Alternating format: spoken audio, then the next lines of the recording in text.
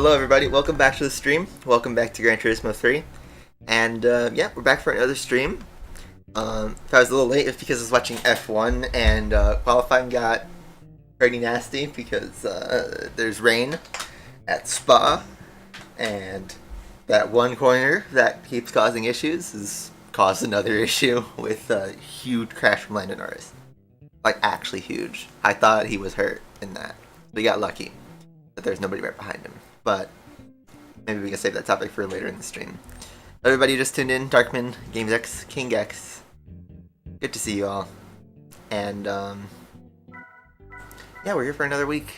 Hopefully you guys had a good week. I know a lot of you are probably in school again, so there's that. I know in Asphalt 9 we got the Venom F5 shenanigans going on, which, well, I was fully expecting that to go south, and well, honestly, I'm glad it's not my problem anymore, but yeah, it was a nasty F1 crash. And yeah, Q3 hasn't even finished yet. The most exciting part hasn't happened. But yeah, I don't even know if they're going to resume Q3, so maybe if someone could check, keep me posted if they're going to start Q3. We might be able to follow it along as we drive. But, pretty nasty crash. I'll tell you all about it. So, yeah, what's new in Gran Turismo 3? Well, as the title says, we're going to try and get through 2 championships today. And we're going to be driving 2 of our race cars. We're going to be driving the Gillette Vertigo and, if it holds, the Opel Astra. But if we get a good price car, we might be able to do something else. So yeah. Just to recap, last time out, we thought about doing basically one of 2 championships, either the GT World Championship or the GT All-Stars Championship. This would follow. And I think just for the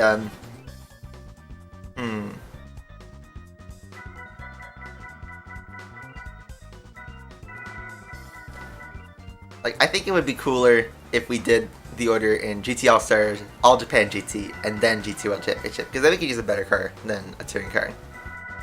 We can use the touring car for this. I want to eventually drive a JTGC in one of these championships, and this would be the safest way to do that, because I think you're guaranteed a JTGC in this championship. So, we'll start with GT All-Stars. They're all going to be long championships, 5 lap races, 10 races long, so it'll take a bit over an hour, maybe 2 hours, but we'll see how far we go. I would like to get 2 championships done, but depending on how long it takes, or if we need multiple attempts, that might be limited to just 1, or who knows how far we get. Anyway, we're at 27 hours. I think we're good to start that timer. And yeah, let's get going. Alright, next part of our playthrough. And we're going to go to the garage, because we have some championships that are coming up, and we need to go, like, actually racing. So I need to find our Gillette Vertigo. I feel like this would be the best car that fits in. I call it a GT All-Star. Maybe it's not officially recognized in this championship, but I'd say it's pretty popular among the GT meme community. And I'm going to do 2 things. I'm going to buy tires. I'm going to go with regular slicks, just so I can have a little bit more grip. And then I'm going to buy a Stage 1 NA tune-up, but I'm not going to install it. You'll see why later. And that's all we need to do with the car. So, we're going to go to the Amateur League, and we're going to hit up Gran Turismo All-Stars. It is a championship, 25,000 credits per win, so it's pretty nice. No limitations, just the IB license, and it's a 10-race championship. I believe these are all 5-lap long races, so let's just get right into it.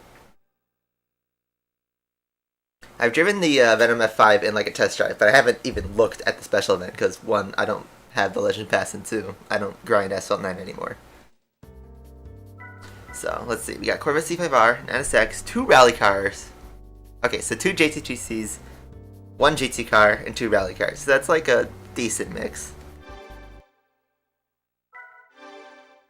So, first thing we're going to do is we're going to drop the driving aids, and we're going to just make sure that our everything's equipped properly.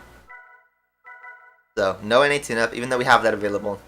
That's just if things get bad in this championship and we need to upgrade, that's like our safe upgrade. And then yeah, we have the slicks on, so let's just get right into it.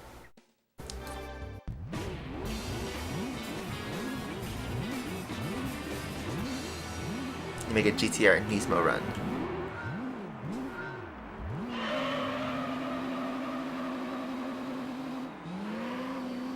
Yeah, this car's not good off the line, but I think across the championship we'll be just fine. Save for maybe test course, where that's where I think we might need to use the upgrade. I did a little bit of top speed testing. I don't think the stock car can hit it without some luck.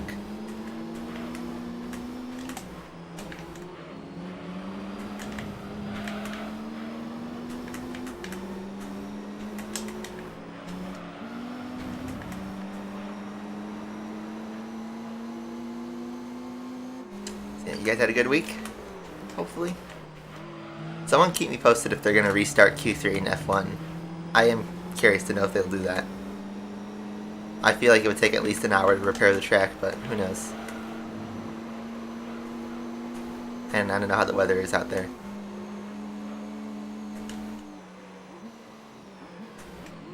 Send it on corkscrew. This car's a little bit difficult to drive. You just gotta make sure you don't lose the front end, or rather the rear. The car likes to step out.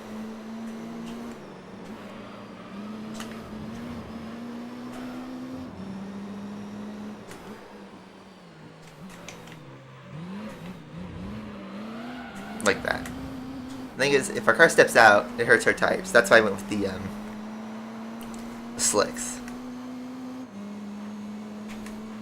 So no news yet.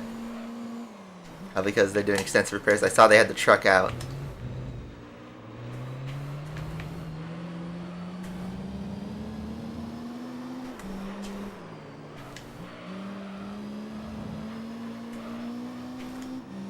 I'm gonna try and move. Yeah, see, we didn't need the NA tune-up. At least not at this stage. I'll try to keep stock. Well, I think this should be a good enough championship. This is fair.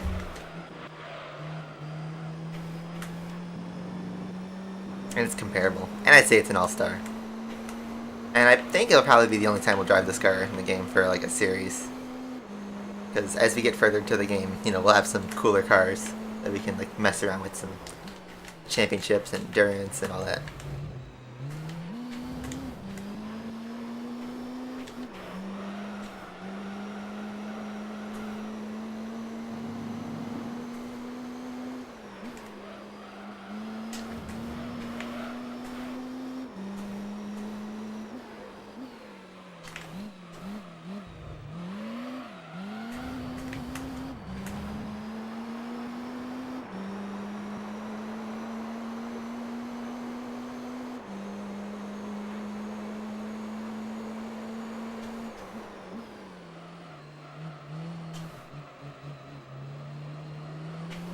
I'm like trying to throttle. I'm using R2 as my input, and funny enough, the R2 button is pressure sensitive, so you can, if you're careful, you can throttle the input a little bit. So I'm trying to do a little bit better with that. Use some downforce.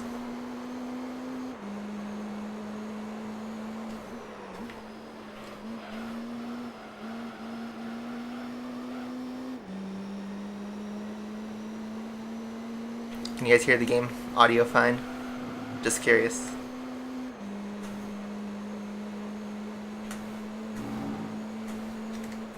Whoa. Big spin. Pull the tires a little bit. That was not helpful for tire wear.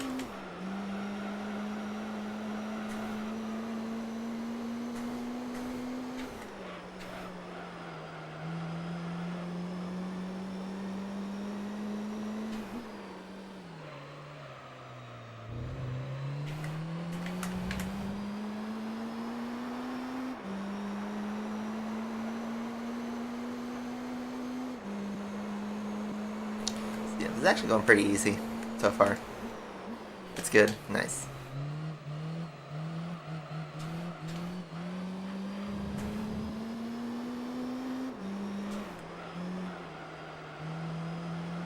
I mean, I think we should still continue with this. I think maybe just AI are slow and rubber banding has just done its thing.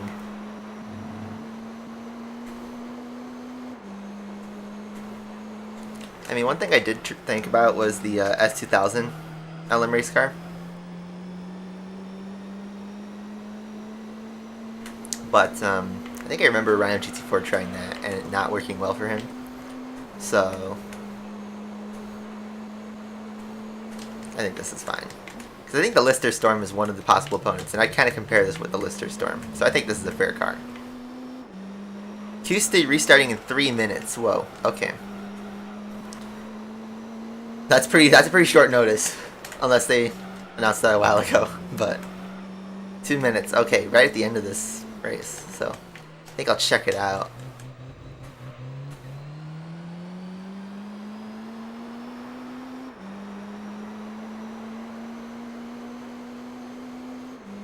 So I imagine Lando Norris is fully out of qualifying because, well, he wrecked his car. He probably needs a new engine and gearbox or whatever.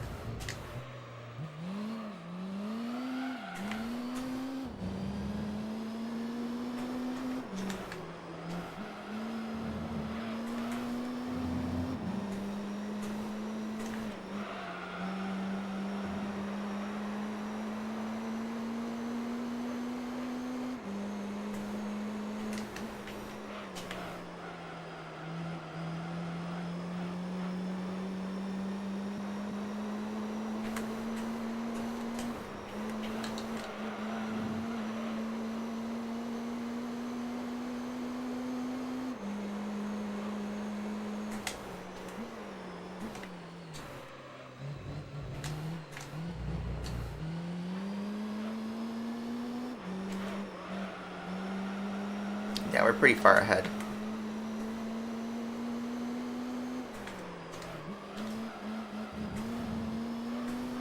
I'm wondering if we should try running on the mediums and try to go faster and then do a pit strategy. Sounds stupid on a 5-lap race, but I think it's definitely something to think about. Anyway, we take race 1 pretty easily. Alright. Let me see what's going on in the F1 world.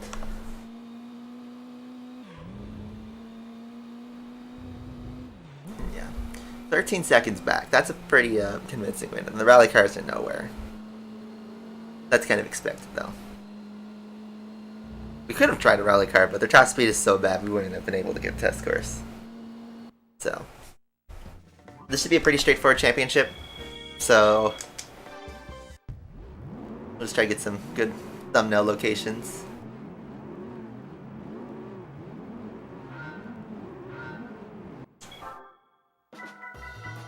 And I think we'll keep. Well, we won't save. I think we're gonna lock in using this car.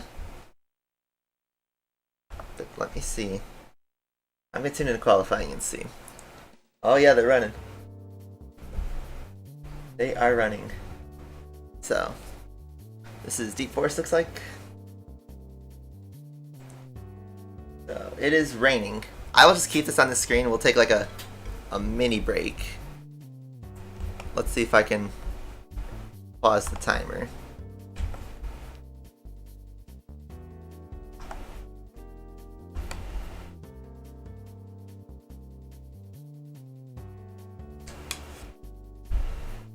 So let's see.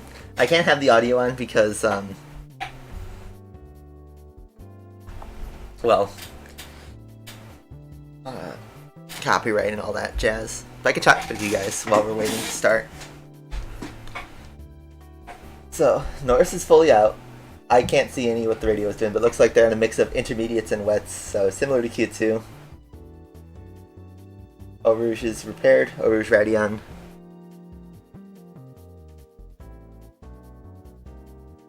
Red Bull are going to try Williams Q1 strat. Are they on the slicks? I don't think they're on the slicks. No, they're on inters. Zeb's on intermediates. I'm kind of just relaying what's going on with you guys.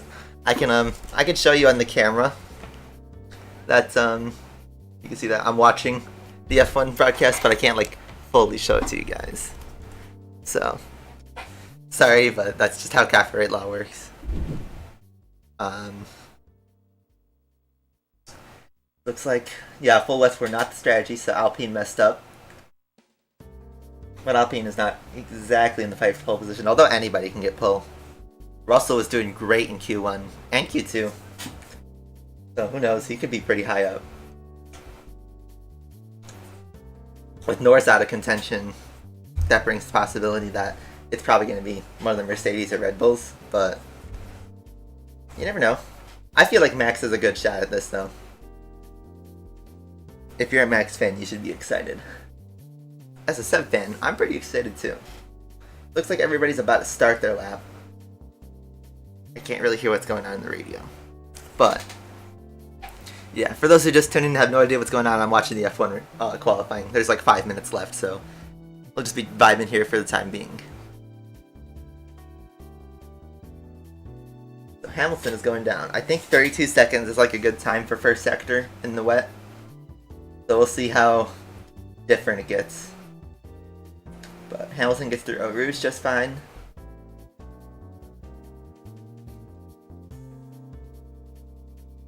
$30.31. It's a 34-0 first sector, which Lando I think got 32 in Q2. So we'll see how that holds up. That's probably going to be a low 2 minute, maybe. Ooh, big step out from Hamilton. No car losing though. Verstappen's going through sector 1 right now.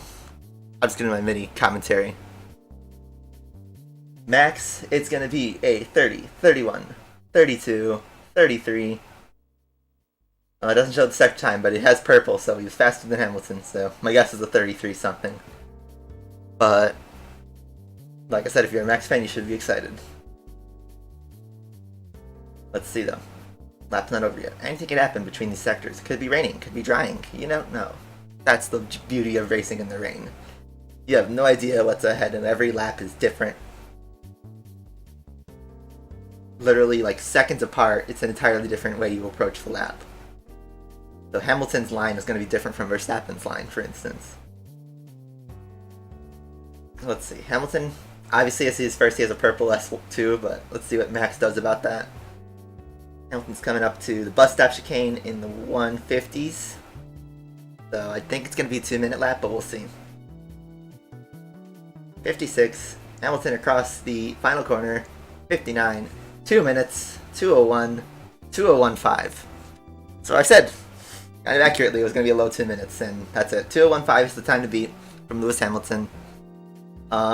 What can Bottas do? I don't think it's going to be spectacular. It's a 2:03.0. That's not going to hold up. And he's got a grid penalty too, so. And with George Russell in Q3, might as well just, I don't know, maybe go straight to Toto's office and try to feel him up. Vettel did even worse, actually, a 2:03.2. Verstappen can only do a 2:02.5. So everybody's kind of slowing up now. I guess Hamilton got a better part of the track. Let's see what the midfield does, though. Because there's still everybody else. Perez, only 5th. Behind Vettel, the track's getting worse. The track is getting much worse. But if Seb holds P4, I will be hyped. That's a win.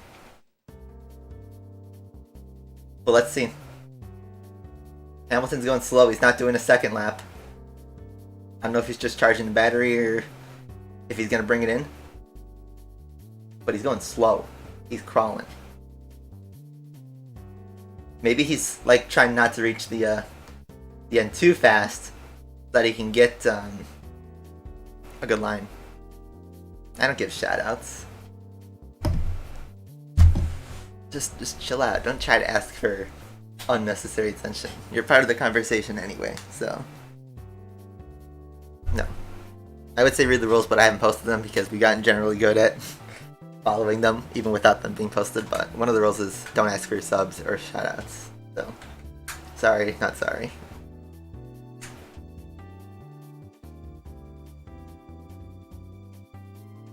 But, okay. So 2 minutes to go. We're almost back to the racing, guys. I know it's just me staring at a screen, so not really exciting, but trust me. On F1, it's exciting. If you can find a stream or something, get on it right now. This is interesting because everyone's bunching up. There's going to be 1 lap to go. Yeah, they're recharging their battery. Let's see. Seb's dropping behind Checo. Oh, because Perez is on a fast lap. He decided to keep going. Which, in my opinion, is the smart move. At least from Red Bull's side. Because now they got to screw up the Mercedes. Hamilton's got to get across the line before Checo reaches them. Let's see. Perez is doing well. No purples, but he's doing well. He's going around the final chicane. There is Bottas. So he just comes up behind Bottas. And it is a 2:02 second place, or sorry, 2:02.1 for Perez, second place. I can't read. But yeah, the track seems to be getting a little bit better, so Hamilton and everybody else has 1 lap to go. Let's see what they do. So, Hamilton going up Eau Rouge. No incident. And I think Verstappen is directly behind him to get, or no, sorry, Perez is directly behind him to get a tow. So Perez might actually snipe a pole position if he's fast, but I don't know, he might be too close to Hamilton. Hamilton improved, but it's still only a green sector, not a purple. Russell is purple! George Russell in the Williams is purple in Sector 1. Guys, this is not a drill. Russell's purple. Guys, get hyped. Get hyped. Everybody's here. Get in stream chat. This could be huge.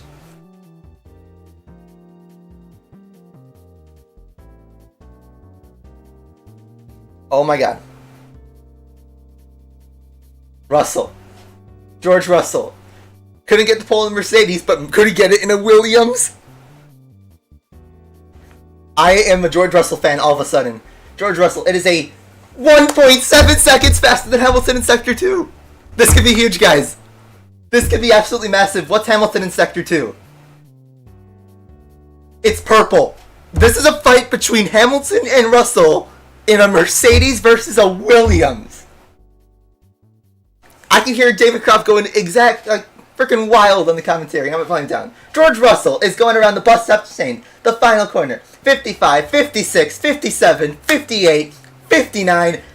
2 minutes and 0.86 is the first place time set by George Russell. He is the man to beat. He is across the checkered flag. That is Hamilton is second. Perez is third.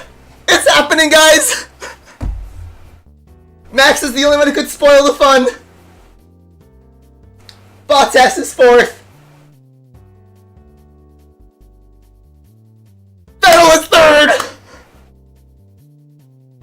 Max Verstappen, 57, 58, 59. Ah, Max got it. That is the one time I'm mad to see Max Verstappen win in something. So close, but yet so far. George Russell is second place, guys. I don't care. I am blasting this audio. We got to hear this radio from George Russell. Yeah, Ricardo goes P4 then with that lap. He was still Ricardo goes fourth. Oh, I feel like Lando could have gotten pole position today. Seb is fifth, very respectable. Will be very, very satisfied to navigate this afternoon and finish P4 at the moment. But what a lap from George Russell. He just kept pumping in the times. It took everything Verstappen and Red Bull had got to beat him. Williams, who went out on the intermediate tyres right at the start of Q1. Instant Mercedes promotion, please. Please, just instant Mercedes promotion right now. That is his best ever qualifying. That matches Secure 2020. Can celebrate a magnificent achievement. The Williams team can celebrate a magnificent. I can't believe my eyes. Is an outstanding end to a very long qualifying session. In the championship battle, Verstappen ahead of Hamilton. Well, in the battle to win everyone's racing hearts this weekend, Russell and Williams might have done that. Absolutely. Gives a jog, Toto. Looks very good, Max. Pole position. Yes! Oh man, that was so difficult out there, but that is simply lovely. Great start after the break. I can't believe Hamilton could have beat him. Mr. Saturday, he lives up to his name. I mean, there was no doubts about that, but Mercedes, promote him today, tonight. Sign him and put him in the race tomorrow. Put him in the second Mercedes starting tomorrow. He's your key to the championship. Mercedes can stomp this championship if they put Russell in that car. Mercedes will absolutely stomp this year if they put Russell in that car. That should be an instant promotion right now. Valtteri Bottas' career is over. Sorry, Valtteri, but I don't see you putting your car in second place ahead of Hamilton. George Russell has outqualified Hamilton. He should be proud of P2. I am so mad because I think he could have gotten pole position there. Max had to ruin all the fun. But I cannot believe that. They didn't play Russell's radio. Okay, I don't want to get copyrighted. But if I hear it, I'll put it on. Wow, he is celebrating. I'll have to watch it later. We got to get back to the game. So. Alright. Let's start the timer again. Alright, that resumes that issue. So, back to the game. Second race is Deep Forest. I think we've probably done a whole race distance with just the AI. But, yeah. I'm sure you guys don't care about GT3 right now. I certainly don't.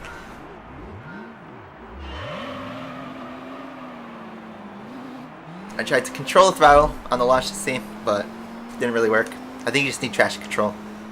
George Russell just qualified in second place in his Williams.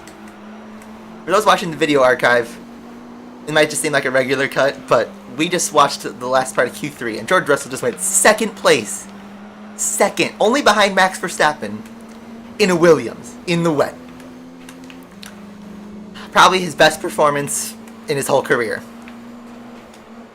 Oh, I rammed the Corvette. Didn't mean to do that. I'll drop back a bit before going for a move.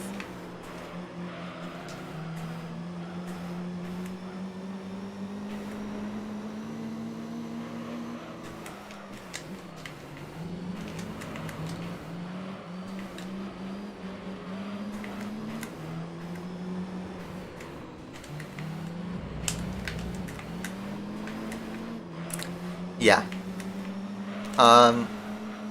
Could Russell win the race tomorrow if it rains, you guys think? It could be anybody. Maybe not Lando Norris, though. We'll see how his car is. I feel for Lando. He got robbed from the FIA, because that should have been red flagged. I feel like Lando would have gotten pole position today, after seeing what happened.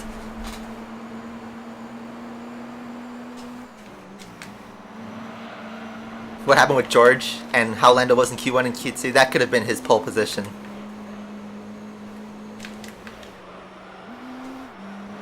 There we go, we got properly wet qualifying. What a performance. Latifi had a great qualifying too. I think he qualified 12th, so I think Williams will be celebrating tonight, no matter how the race goes, but obviously more points is great. It will show that Hungary wasn't just a one-off performance. And to be fair, Williams looked decent. I knew they were going to score points at some point, but I think Hungary wasn't an accident. Latifi might not score more points, but Russell, definitely possible, especially tomorrow. He starts such at a high position, and this track, if it's dry, usually produces boring races, but if it's wet, who knows? Anybody's game.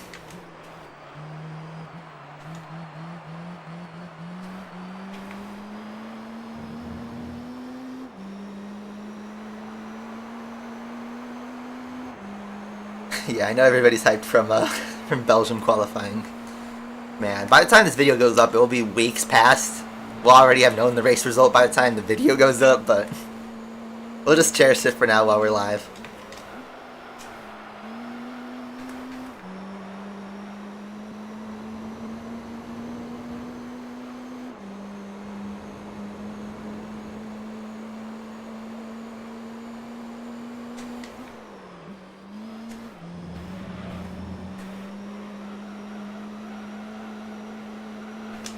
Ooh, a bit too wide. I'm trying to see if I can push this car to the limit because I'm just trying to drive hot laps. Sometimes Gran Turismo is like that, where Sometimes you just misjudge the AI, but due to stuff like rubber banding or how the AI evolves during the championship, you just can't fully predict that. I don't want to like fix the results or anything like that, but I'm driving the car, which I think will do fine in this series with what we have. And go from there.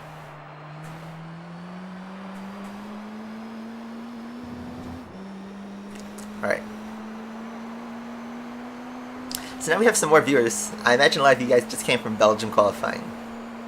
I know some of you guys are there, but what did y'all think?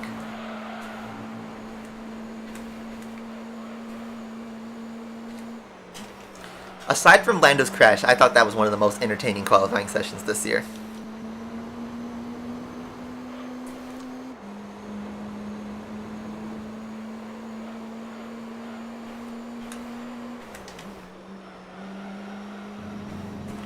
Alright, let's try to hook this corner up.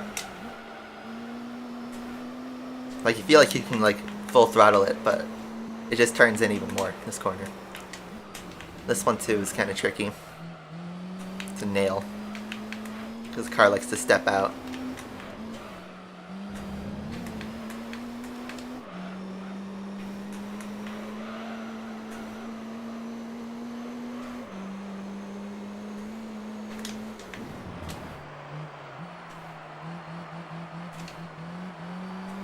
Russell fastest lap, but Verstappen got in. I know, Max spoiled the fun. Like, for me, I'm a neutral fan for the title. I really don't care who wins it this year, because I think the fight is pretty entertaining. But that was the one time I didn't want Max to do well. I wanted Max to make a mistake, or at least not go faster in the final sector.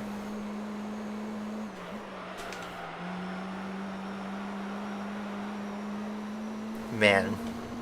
I'm going to re-listen to that commentary because I'm sure the commentators got hyped. And some of the YouTubers also probably got hyped too. I think everyone's happy with today's qualifying. Except for Lando Norris. Because that could have been his pole position. And nobody listened to him and Seb. Both of them called for a red flag right before their laps. And Norris cracked like seconds within starting his run. So, they were right. Because drivers are usually right, because, you know, they're the ones that are actually on the track, seeing what it's like.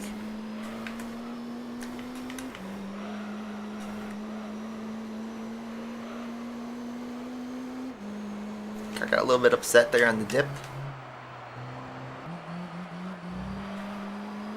Around the final corner. Yeah, gap is not too far back there. See, this is tricky calling the AI, because they're right there along the final corner. Why not use the Tommy car as easy to... Because you can't purchase that car in this game, and I don't have it. You have to win it in a series later on. And, yeah, we don't have access to it right now. So. Yannissex, once again, being strong. The rally cars even got within 13 seconds this time. Not that the championship fight is too concerning to me, but... This definitely is looking, well... pretty one-sided. Race 2 done. I know it's been half an hour since we streamed, but that was interrupted by F1 mostly. That was a 6-minute race. It should take about an hour to an hour and a half about to fully do everything. I think we'll stick with it because we have no upgrades on this besides the tires. We didn't install the stage 1 tune-up. I'm going to try launching in second.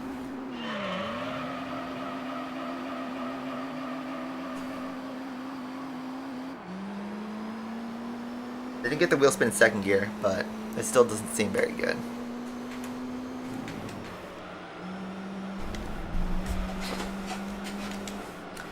Tires are cold.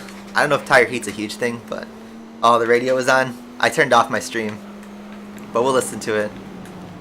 Maybe after this race. I'll try and find a Reddit clip or something.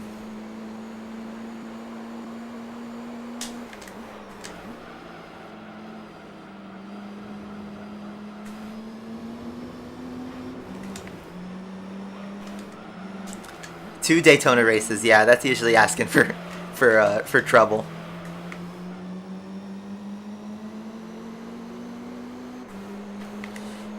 Yeah, in the professional league there's some really long championships, so we'll be doing those. It's just I don't know how to plan around it because wow, I just got passed by a rally car. I don't know how to plan around it because, well, they're really, really long, like 4, 5, 6 hour championships, depending on what car we use. So that's, you know, multiple streams for what I'm available for. So that would take like a month to complete the championship. Alright, let's get in the slipstream a bit. Brake a little early. See if I can go in the inside and pass at least one of them. Pass 2. Nice.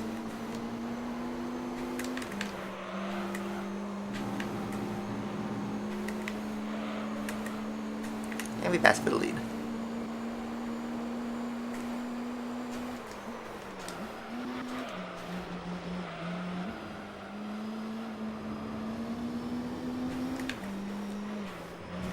Yeah, endurance races also. They feel long, but in GT3 actually they're pretty manageable. You could do it all of them in one stream. I do like one endurance per stream. So it'll take a couple months for us to get through all the enduros, but this is still a long game. I know I seem like Gran Turismo Focus channel, but that's because GT3 is a long game.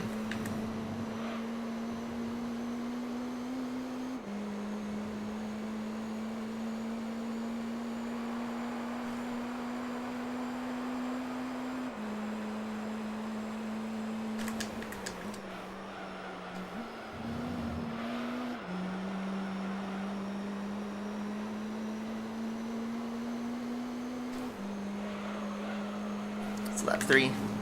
It looked like the AI stepped up, but we're right back to normal.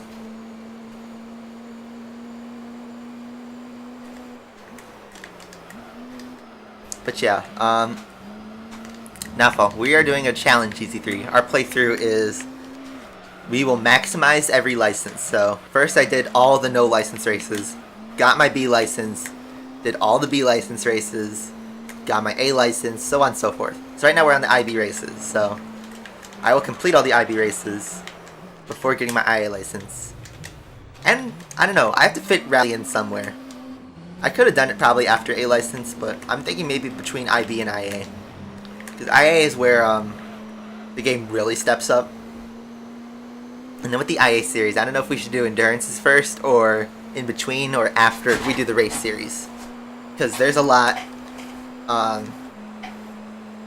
available.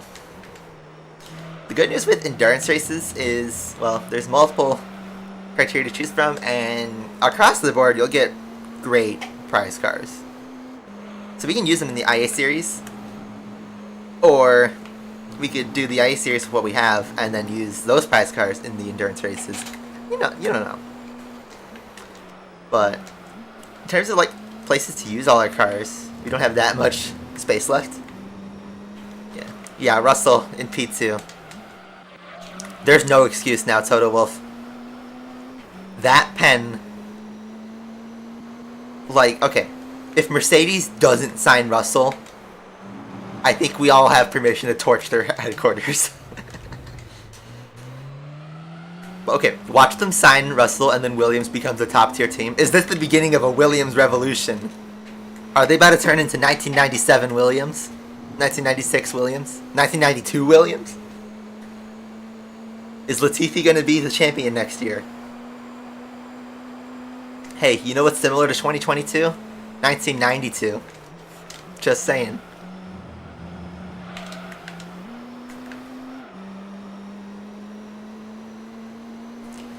So this version of GT3 doesn't have the Lamborghini Diablo GT, but if you put in a memory card and use the trade garage function, you could actually buy it on the North American version. And mini spoiler, I have a memory card with that car on it, so we could buy the Diablo from our other memory card if we wanted to. It'd be really funny. But yeah, we certainly can, and then we can use it. I'm thinking we might try that for one of the endurance races, just to completely throw something off guard.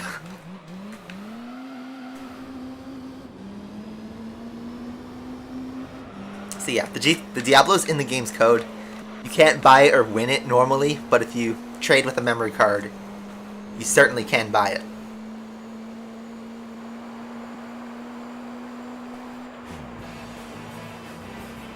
Alright, so race 3 done. That was also pretty short. 6 minutes. I thought these races would be a little bit longer, but that's why I thought we'd get multiple, and who knows how long to go. NSX, another strong showing.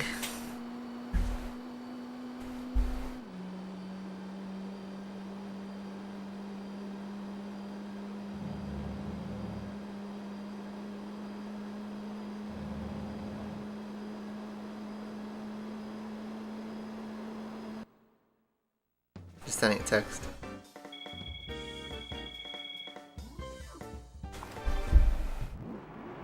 Alright, so I'm going to save the game. We're going to commit to the Gillette. And, I'm going to find that radio.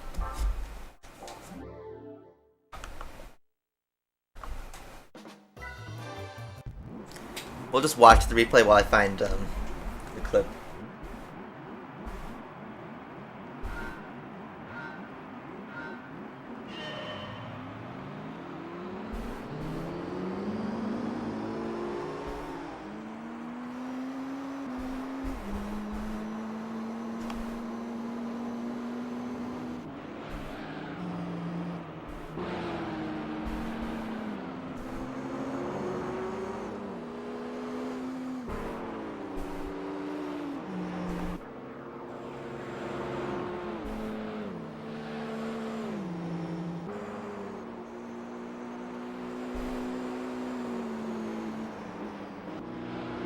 Here we go.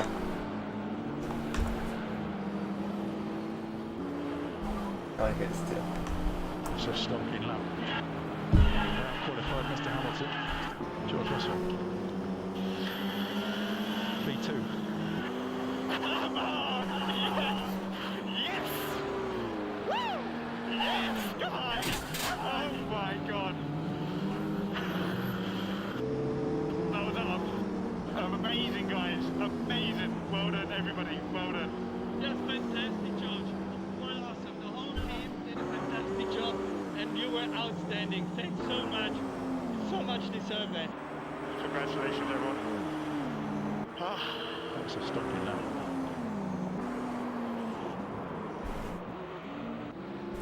Hey Leon. So George Russell, similar name to you, has put his Williams on second place. Alright, let's see if I get a good thumbnail shot with this. Ooh, that's a good one. Ooh, I like that shot. That's a nice one. That one too. Okay. Turn my volume back down. Alright, I can't. I want to read the Reddit threads, but I can't right now. So let's keep moving on. Well, Seb's always been respectful for, incidents and stuff, and also he's directly behind Norris, so he went up to him. So this is test course. So our car at stock on the current settings we're not fast enough. So this is 6681. We're gonna drop our downforce all the way down. I'm gonna lower our final gear just a little bit, just to 3.80.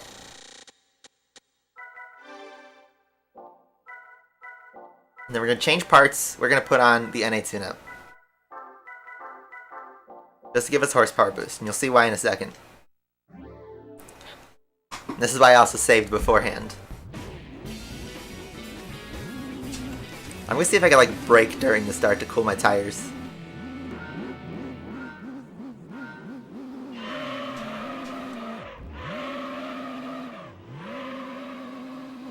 Alright, don't worry about the bad start.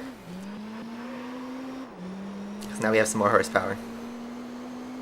Norris also called for a red flag right before he started his lap, and that could have been him losing his life there. That would have been a scary radio to look back on. It's still a scary radio to look back on, but we're lucky he, is alive. And let's see. So top speed is 203. Our goal is to catch up to that group, which are going about 200 miles an hour. But with no downforce, we'll have pretty good speed. Yeah, we'll catch him.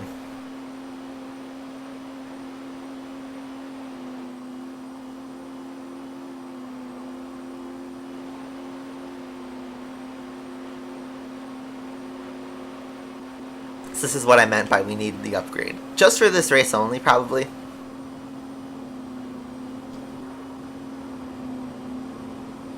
And we're hitting the rev limiter, so we're not going way too fast. I think this is good enough for the group. We might break away.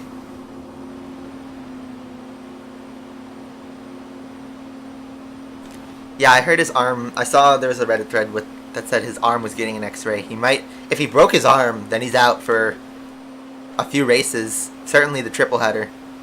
They need to call up a reserve driver.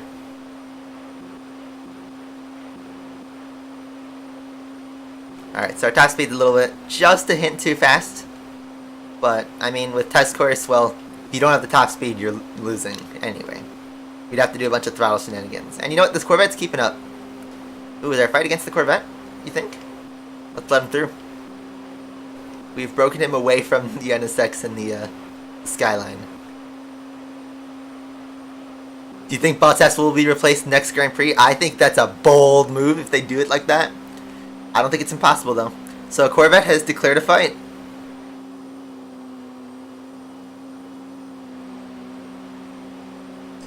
We are racing a Corvette now.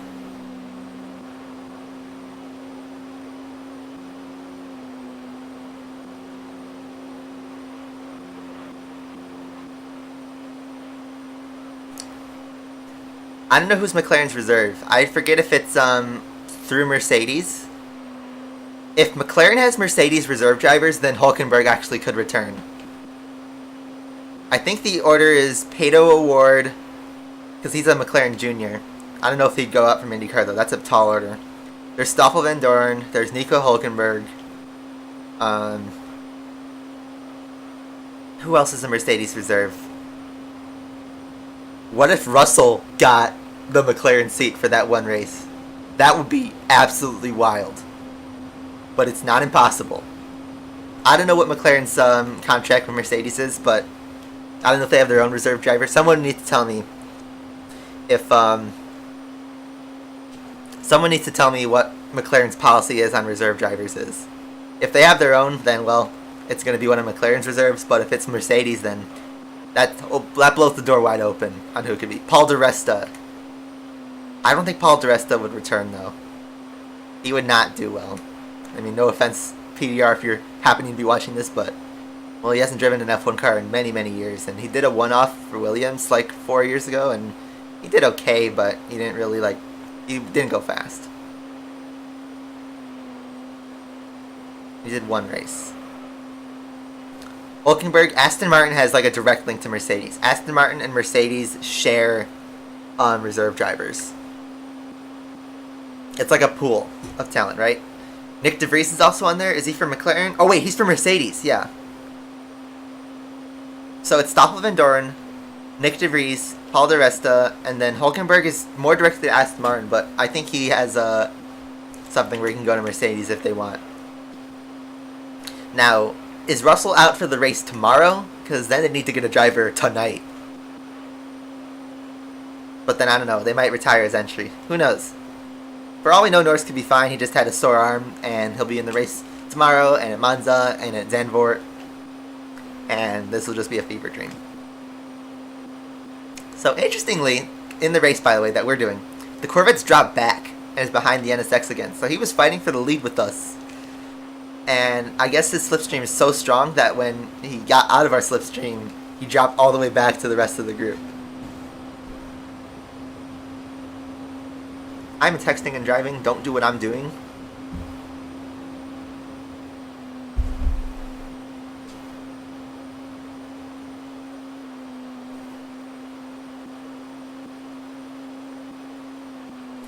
Looks like the group, they're not coming back, but look, the Corvette's ahead again.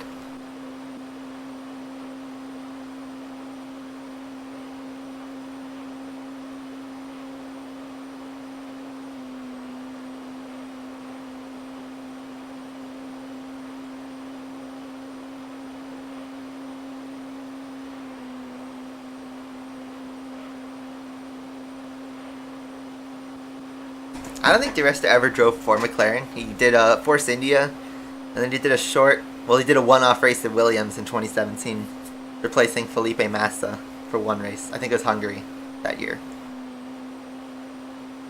So NSX is back. Only 2.5 seconds back. 2.4. Oh, they're catching up slightly. They're slowly crawling back. 2.4. I mean, I think we're solid for the win, but keep an eye on them.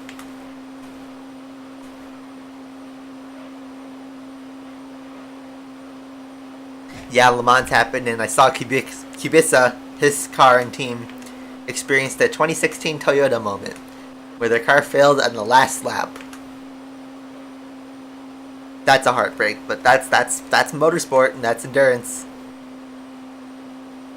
Just like Toyota in that year, you could have everything set, but if your car can't make it in 24 hours, then well, off to the Shadow Realm.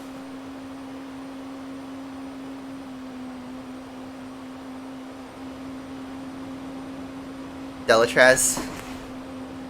Louis Delatraz. I don't think he was complaining about getting the Haas seat a long time ago. I don't think anyone wants to drive for Haas right now.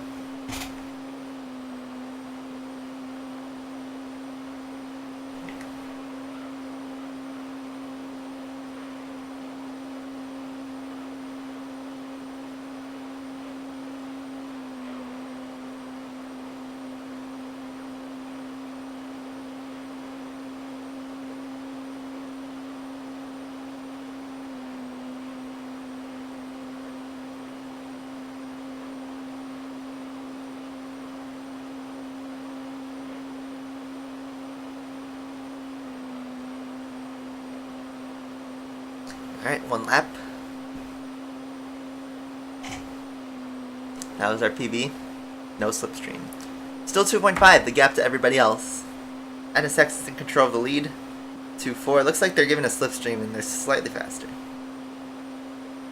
Yeah, Bergunson tested an Alfa Romeo. I think it was a paid private test. I don't think he's actually going to be in F1 anytime soon, but you never know. Never say never. I don't think Alpha is exactly hurting financially, though. They have the Ferrari support. They basically get a driver.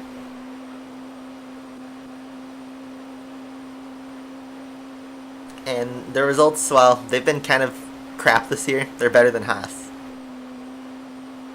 But it does look like Williams will keep their momentum and try for 8th place.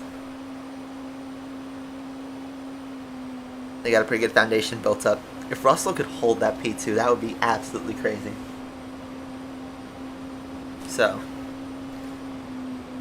on the back straight for the last time. Test course. The test course is boring, but you guys all know that.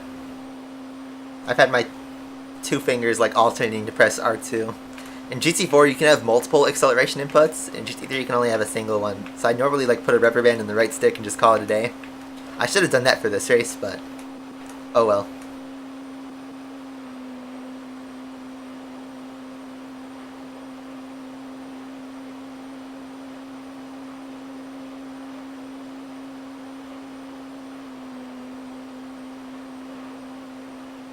Yeah, Russell's going to be an automatic driver of the day tomorrow.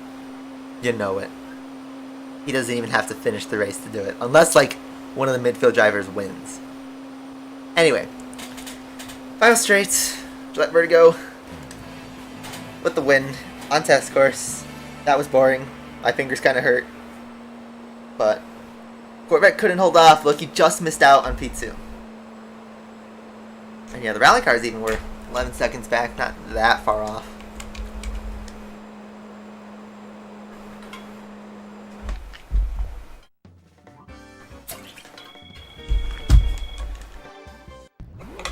I won't save the replay. He'll get the shot from midfield. Russell uses 100% power. He used all his good luck for one session. He's gonna like be gifted the lead, and then he's gonna like crash with like a lap to go or something. I hope not though. But you know, with his luck, that's what's gonna happen. All right, back to our normally scheduled. Let's take off the NA tune. Keep the tires on. Let's get our downforce back. I think it was 66 and 81. Yeah, that sounds about right. And then our gear ratio is, I think, 852. Not that we'll need the top speed, but just to keep it, you know, stock. Gran Turismo 3 was released in 2001, so this game is 20 years old now.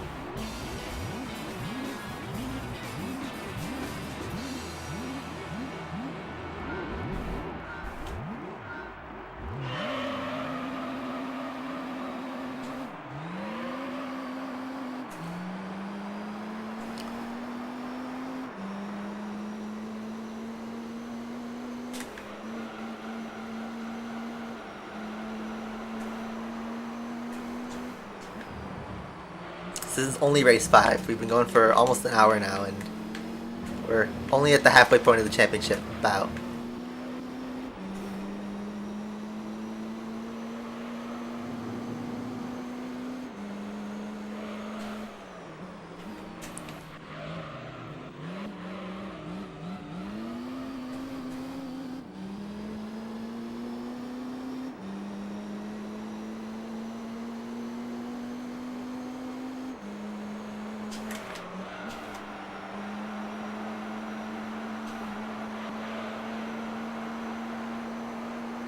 I want to say did the AI seem tougher because we're probably going to catch him next lap, but we haven't passed so easily. We haven't caught the big 3. It would have been fun to race all GT cars. I could have tried to cycle the AI to get that, but what's the fun in burning up days and wins and stuff? I know we did that for the American Championship, but I feel like we could do that in a more important championship. Alright. Yeah, the last time they had a front row start was Monza 2017 with Stroll, and that was because the Red Bulls had grid penalties. Russell did this on merit. Imagine if Max took his engine penalty today and Russell started on pole position. That'd be crazy, right? Haha, JK. Unless...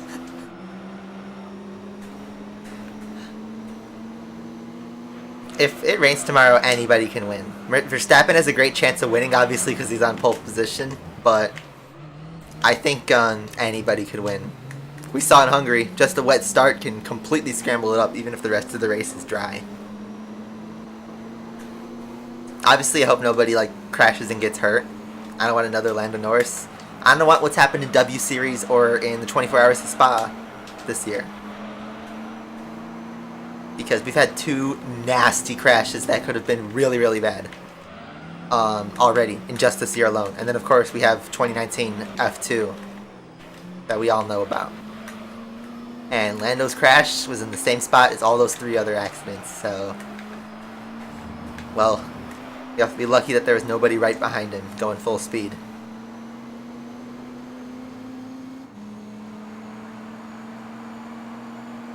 That'll walk away with maybe at the worst a broken arm.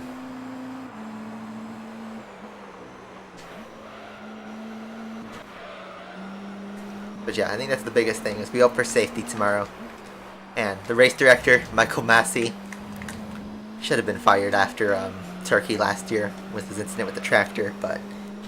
or Verstappen in Baku, having him just full... That was just so dangerous when they didn't call a safety car until a full minute and a half after he crashed.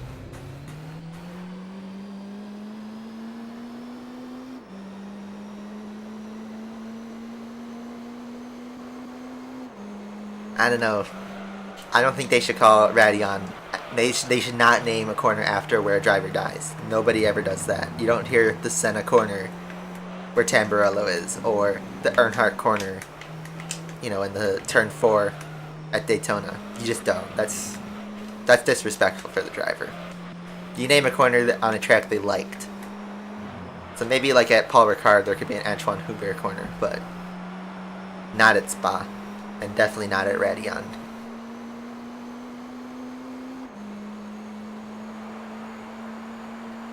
Senna's corner is in Brazil, the first turn. Schumacher has a corner at Nürburgring. Hamilton has a corner at Silverstone. The rally car is pitting in at lap 3. Wow, both of them. They're just eating their tires.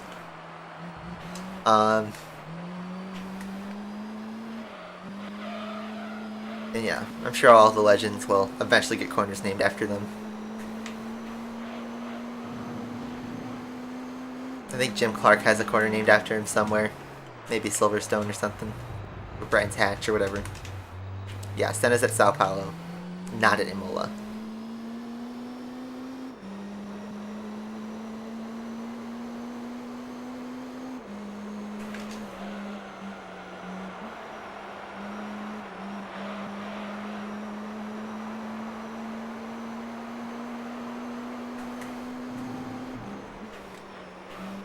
say hi. I know who you are, Subin.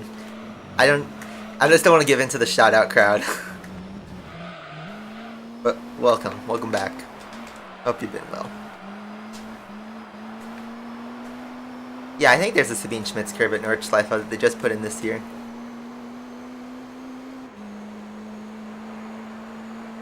Yeah, the Venom F5 special event, guys, like,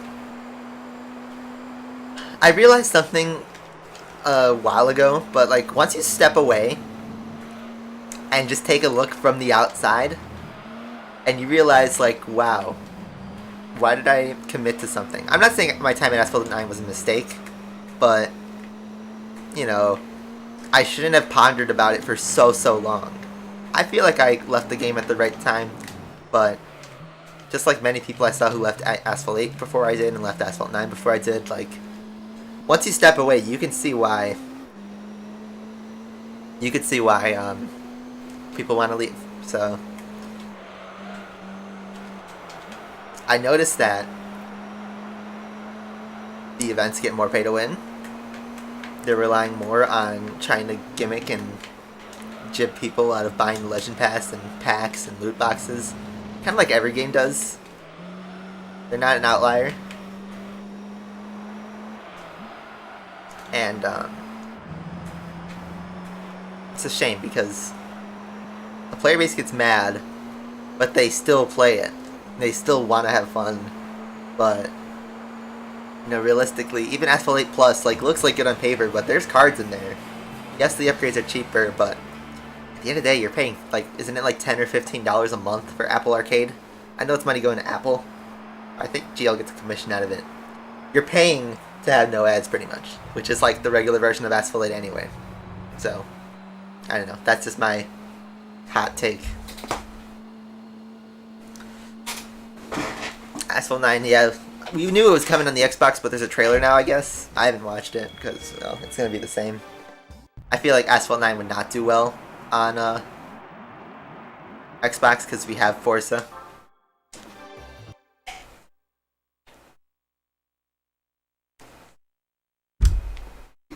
So wait, what was Russell's gap to max? I'm just curious. Can I see a table? Russell was 3/10 off of max.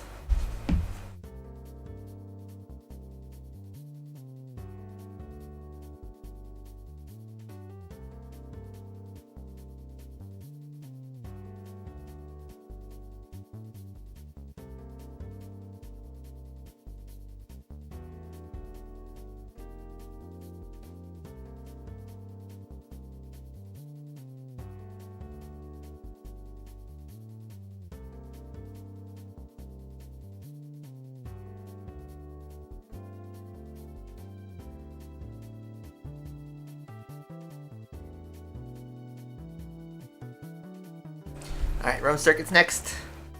Keep just going with the tires. Am I going to order a Horse Drive? I'm going to buy it, but I want to wait for it to go on sale because I don't know if my computer can run it. I think it can, just probably on lower settings, but I don't have an Xbox Series. I have an Xbox One, but I don't think it would run very well on it. I'd just wait for, you know, to see how it runs on PC. It'll run fine, I'm sure. Well, my car's going through the barrier there.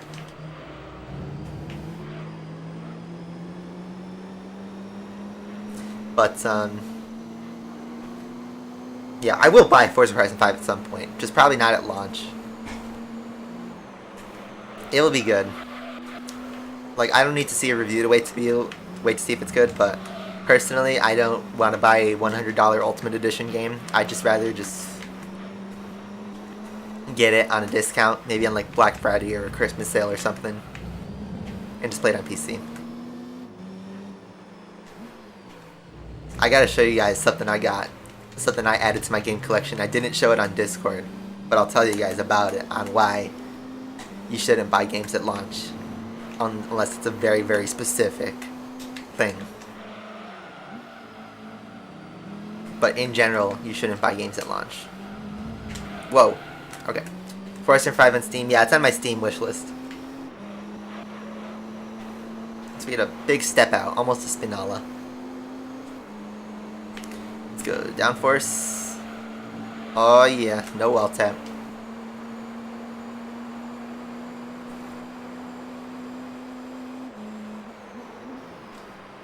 Boost cost credits again. Wow, just like in the old days. Back in 2013. I hear S-Class cars are actually cheap now. Yeah, the Venom F5 requirements are ridiculous.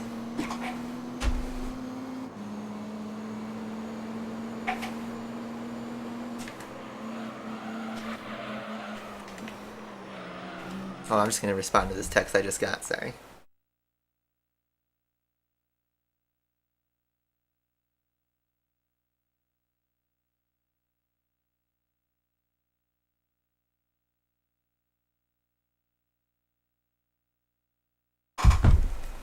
Let's go back.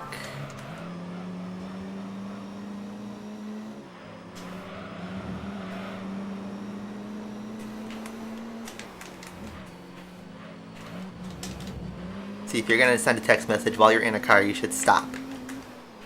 Whether that means pausing your game or just pulling over to the side of the road or in a parking spot. But never text and drive. I know some of you can't drive yet, but that should be an obvious rule.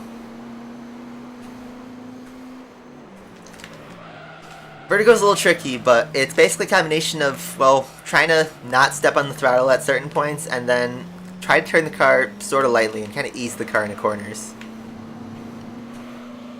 It also helps that we have no upgrades on it besides the tires. The tires are slick, so it actually has less grip.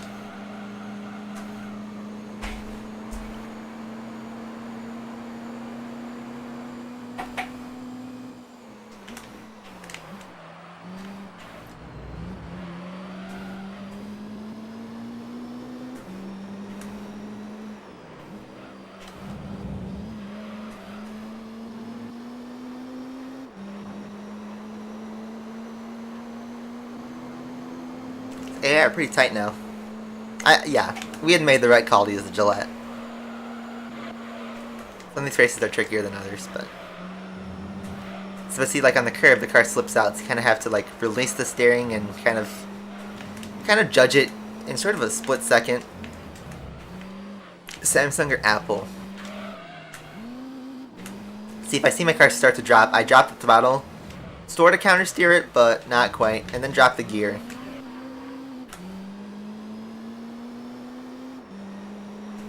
So Samsung or Apple?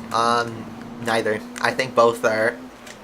I don't want to say terrible companies because they make some great products, but I think both of them are pretty scummy. I would say, if I was younger, I would say Samsung because I had a Samsung tablet and I thought Samsung was supposed to be that cool brand that, you know, listened to their customers, but they're a bunch of fakes. You know, there's stuff like, oh, we have a headphone jack in our phone, back when Apple removed the headphone jack. But then just a couple years later, Samsung removes their headphone jack. They do the whole, what's the divot called? The notch, whatever it's called, in the top of your phone screen. Samsung did it too. Oh, the curved screen. Oh, no expandable storage. Oh, I think actually Samsung do have the expandable storage. You know, charging thousands of dollars for a phone, a single phone. And their camera still can't even match Apple. I have a OnePlus 6. I bought it 3 years ago. The battery's kind of crappy now, but the rest of the phone performs great. And in terms of cameras, I just ended up buying a real camera, a mirrorless camera, so I can take good photos without having to keep deleting storage. Once you get like to an adult where you're not like gaming on your phone, if you don't care about games, all you really need your phone is email, internet browsing, YouTube videos, battery. Those 4 things are the only thing you really need, and that could be done with a good processor. But there are phones that are cheap that you don't need to drop $1,200 for.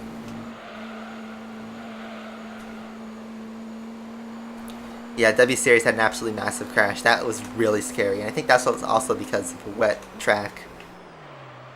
Maybe ice or something, but...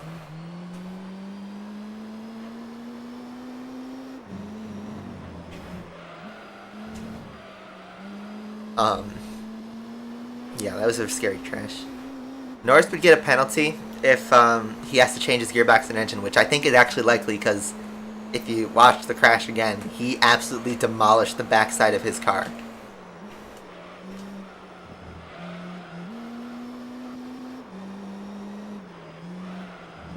Like absolutely smashed it. I think his engine and gearbox was flying out. It's in the stands basically. So I think he needs a new one. So he'd have to do a pit lane start, maybe some more penalties. But that's assuming he can race tomorrow. I don't know. Maybe something's been posted since the race started. This race started, but I don't know. You guys have to keep me posted on if he's cleared or how he's doing. But you notice how nobody's saying like, "Oh, Norris is hospitalized," even though he's probably in a more severe incident than Max was at Silverstone. I swear, some fans are just so biased. I know it's hypocritical for me to say it's a Vettel stan, basically, but some fans get overboard. I'd say even in the Vettel camp, there are some fans that are like way too into it, and they're like, it's like dream stan level simping for F1 drivers to make, you know, so much money and just drive a car around. I'm saying that, I'm not trying to say that to mean them, but they put way too much energy into following people that don't know they exist.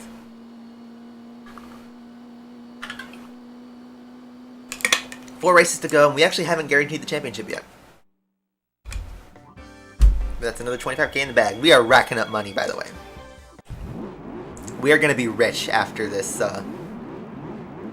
We're going to be rich after this. Then we can play around some money. I'm going to run to the bathroom real quick, so I'll be right back.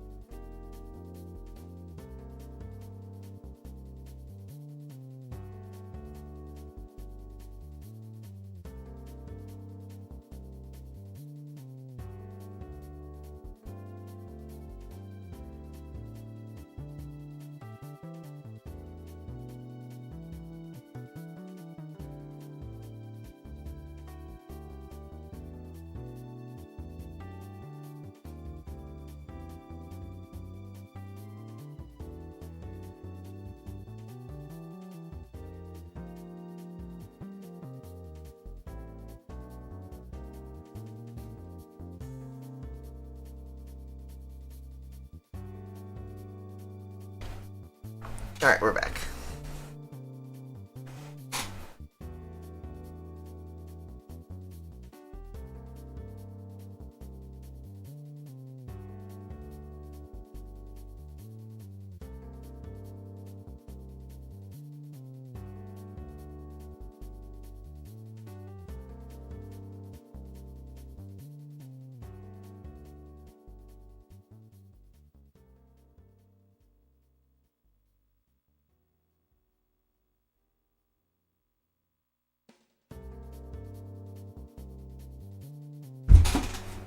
Alright, Seattle Circuit.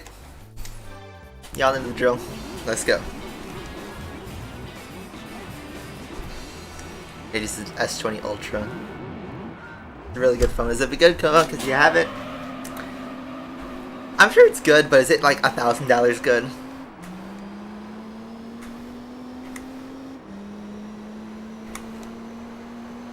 I don't know. I feel like a lot of phones just have features and stuff that you don't really need. At least as somebody who uses their computer. For some people, all they have is their phone, and yeah, you'll probably need that to do some crucial stuff, but if you have like a tablet or a computer, laptop or something, you don't need a super beefed up phone. Because even like when I was playing Asphalt, I played the PC version because the PC version runs better than what my phone can do. And games take up a ton of battery anyway, so unless you're like walking around with a charge pack and stuff like that, your battery's gonna, all batteries in all phones eventually go to crap. They're just not good. After a couple of years, they just drop off. I've had this in every single phone I've had. My brother has an iPhone. He has a similar story. He has an iPhone 11. All phones just have crappy batteries. So unless you explicitly replace the battery.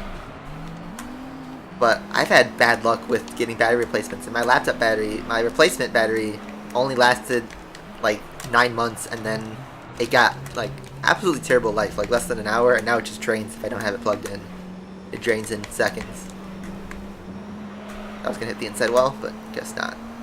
Lap 2.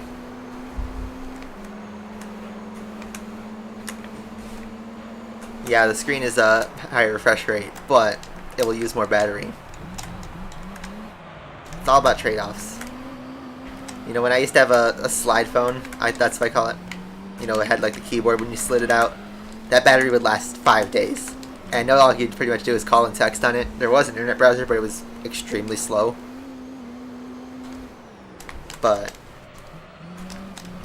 it lasted. I only needed to charge it once a week pretty much.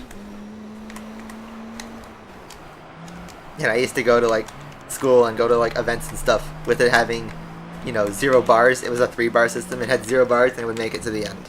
I've only had it die on me a couple times, ever. Meanwhile, my phone and computer have died multiple times. And I had to bring like a charger with me if I had to go out for more than a few hours.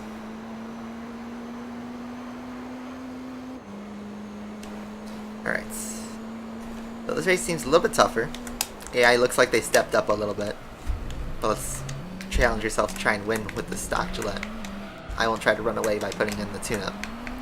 Thing is, this car is a little tricky to drive. Your tires are kind of hurting.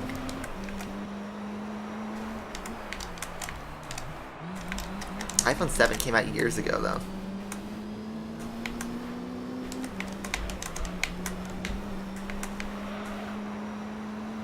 I just need to have a good run in the NSX.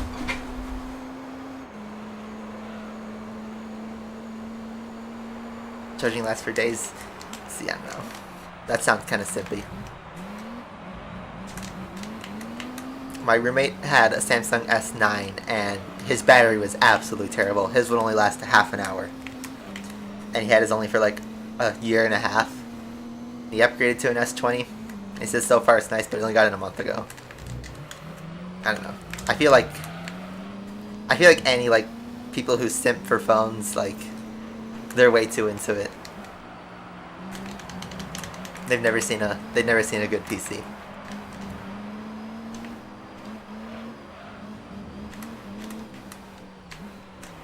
So, no offense.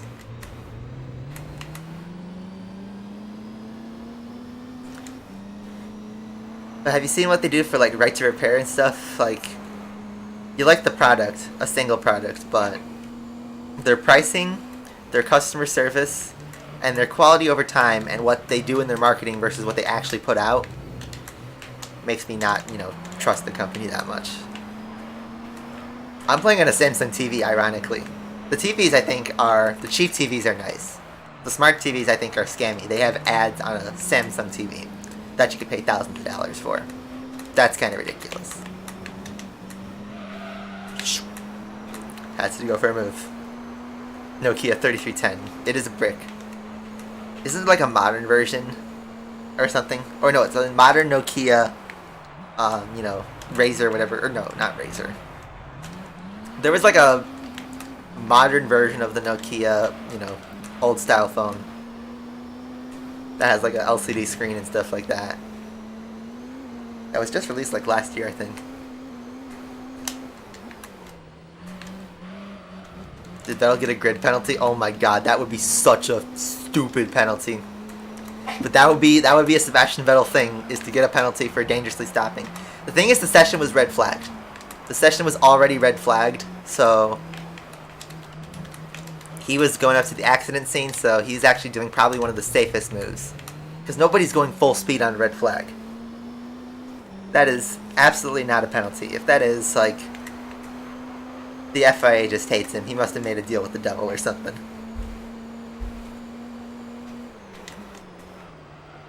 Now, I know games like your currency is probably different, but PS5's, at least here, for a disc version, the MSRP and what I paid for mine was $500. If you try to get it from a scalper, you're going to pay a lot more than that. Probably up to like $1,000 or $1,200.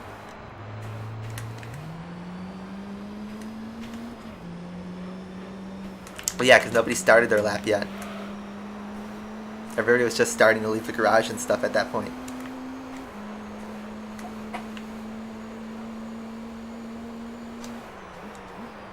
Did they give him a penalty? Did they give him a penalty? Or are you just reading stuff? Stop scaring me.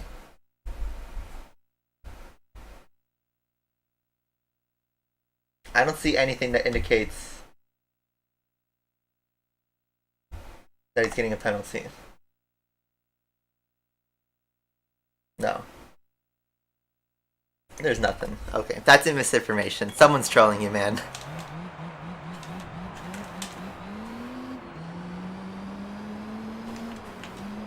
Advitashi, that's fake news that you're listening to if you think that was a penalty.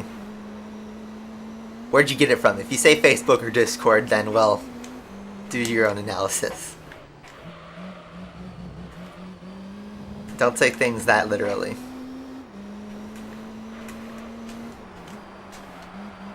Just do some simple research. Check the F1 website. Check the F1 official website, or check Reddit, or check, you know, journalists on Twitter or something. But don't take a Discord message as fact. I saw the cat box. $60,000 for iPhone 12. Wait, so a PS5 is like less than half the price of an iPhone 12. I mean, I guess that makes sense because that's like what it's like here. But yeah, that's crazy stuff.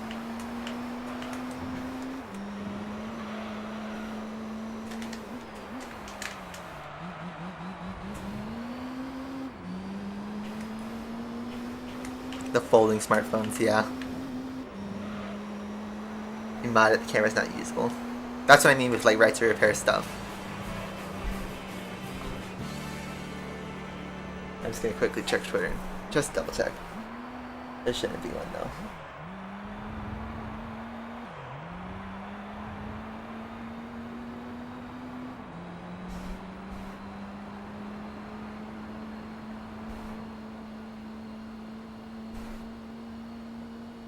Alright. NSX once again, holding the fort. But now we've not won the championship yet, actually. It's 42 points now. Less than a 30-point gap. So we still need to win. We could still lose it. I'm just gonna get more thumbnail shots. Just keep racking them up.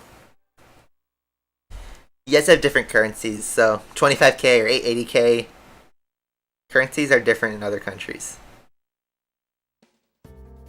So this is Route 11, this is a longer race.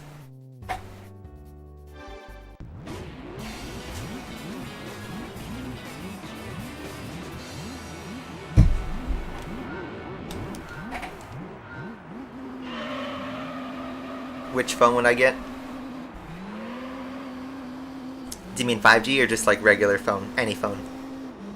I'd probably upgrade to another OnePlus because I like my OnePlus. They seem to be pretty good and their pricing is still pretty good. Some of their like flagship phones, even though they're supposed to be the original model is supposed to be a budget phone, so I even think OnePlus is kind of scummy nowadays. Some of their pricing is ridiculous, but their sales are great, I will say, if you buy from the OnePlus store. I'd probably get like a OnePlus 8 or something. I know the 9's out, but usually the previous model, which only comes out every 6 months, goes on sale.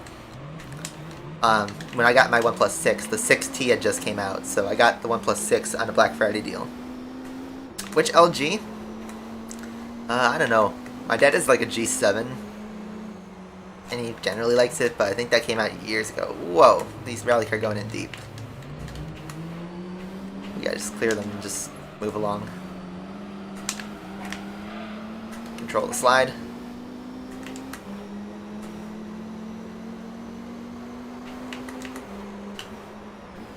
Jeez. Evo. I mean, this car is pretty hard to drive around Route 11. But I gotta bully these guys.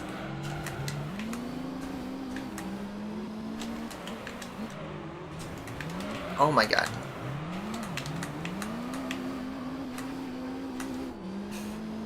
It's just like that race last week. I'm gonna actually punt him.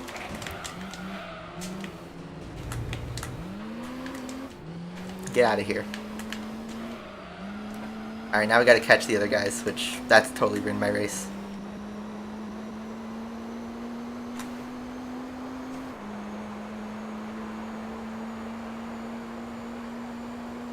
So 4 seconds, we gotta catch up.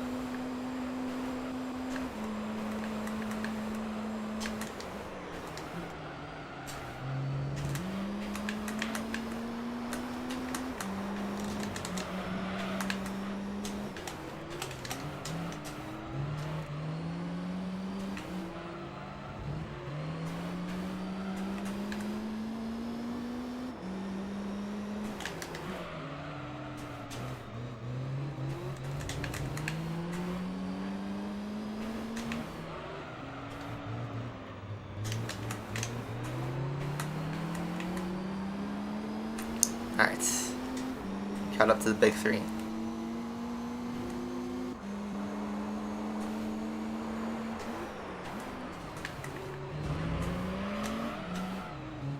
Oh, this is so stressful. Air is so bad on this track. Whoa, that's a spin for me. That was my mistake. Okay, regroup. I've seen the trailer for the new Spider-Man movie. It looks good. It looks like it will be a good movie.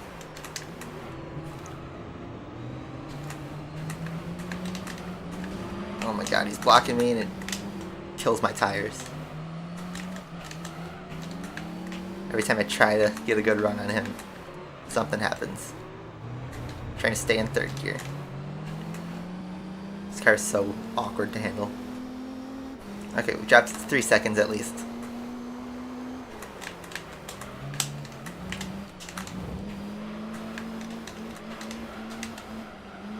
Use our downforce. Use our slipstream.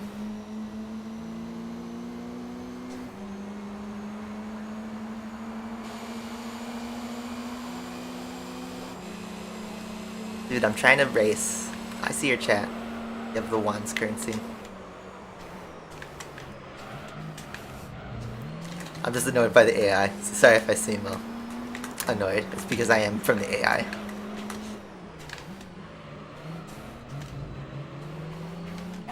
But I don't have like 17 eyes. I have just 2. So I try to read the track so I don't lose the race.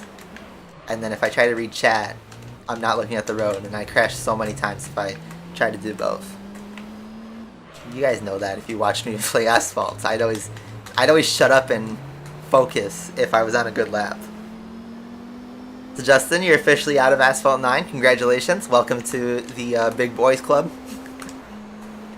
It's pretty peaceful. Once you like stop caring and worrying about signing in all the time to do the credit run or grind Grand Prix or get a good time at like 2 a.m. on the final day. Yes, costs that many wands. Yeah, I saw your message for that.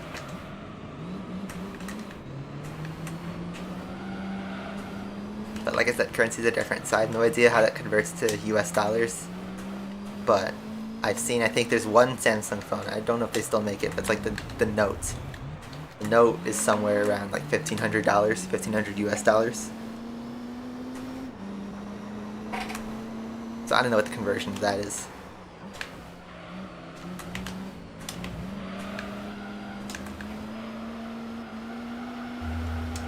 We're just gonna go. We're gonna send it. NSX had a huge step out.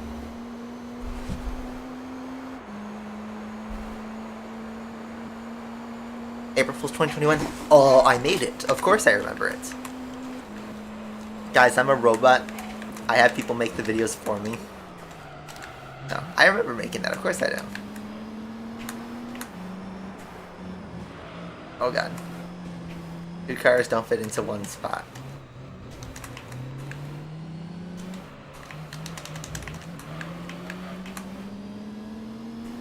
Yeah, I've seen the thing that your dad uses an S20. You think you've written that like 10 times now. Just because I don't explicitly read out your message doesn't mean I don't see it. Well, thanks for subbing, Nindusk. Welcome to the club. Those sub notifications don't come in very often, but when they do, it's a good sign. So welcome.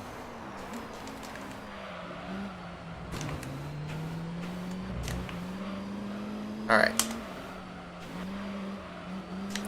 We're actually fighting for the lead here, which is... it's good. It's just this track's terrible for AI.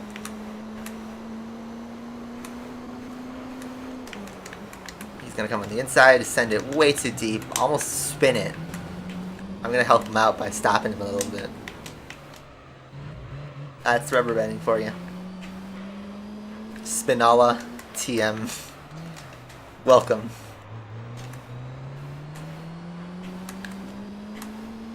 How about that Finala couch from IKEA?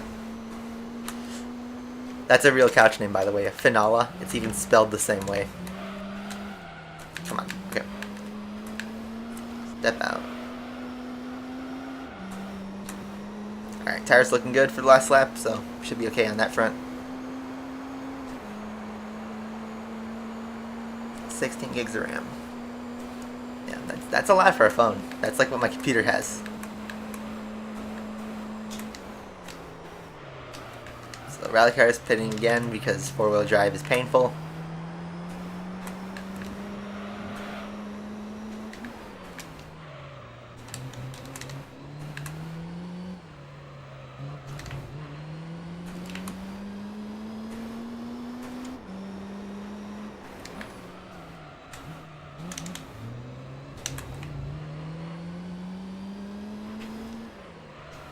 You think Asphalt 9 will die after 6 years? Do you think it has 3 more years in it?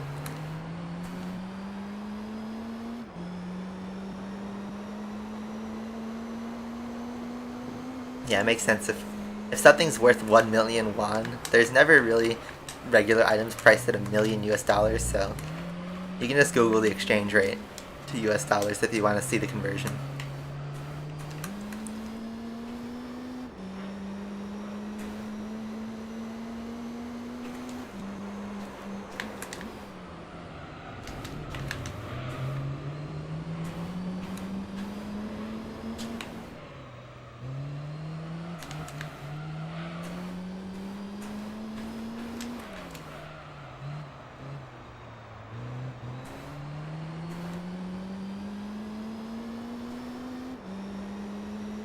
Selene 7 never appeared in Need for Speed, and only once in Asphalt. That must have been an old game, right? Like Asphalt 2, maybe?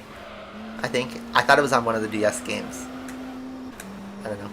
Find the corner on a very stressful race with a lot of stupid AI, because this track is terrible for racing AI in.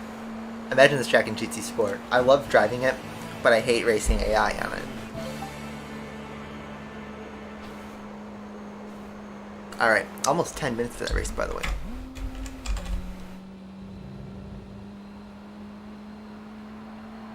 Yeah, Asphalt stream is 1 month to go, and then we'll get the plug pulled.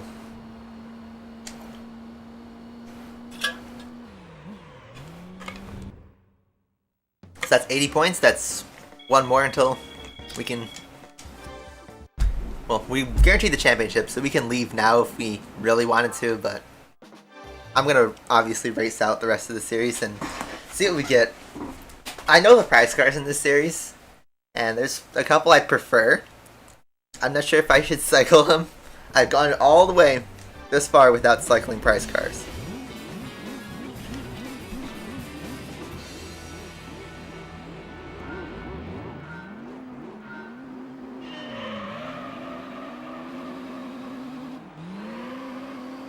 That was a better launch. I had to throttle early on in first gear to limit wheel spin. It was in Urban GT1.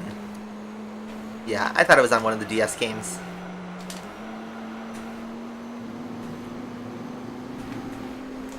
We're on the grass. Let's get out of the grass. Let's work our way around. Great. I mean, no matter what happens, we have the championship secured now.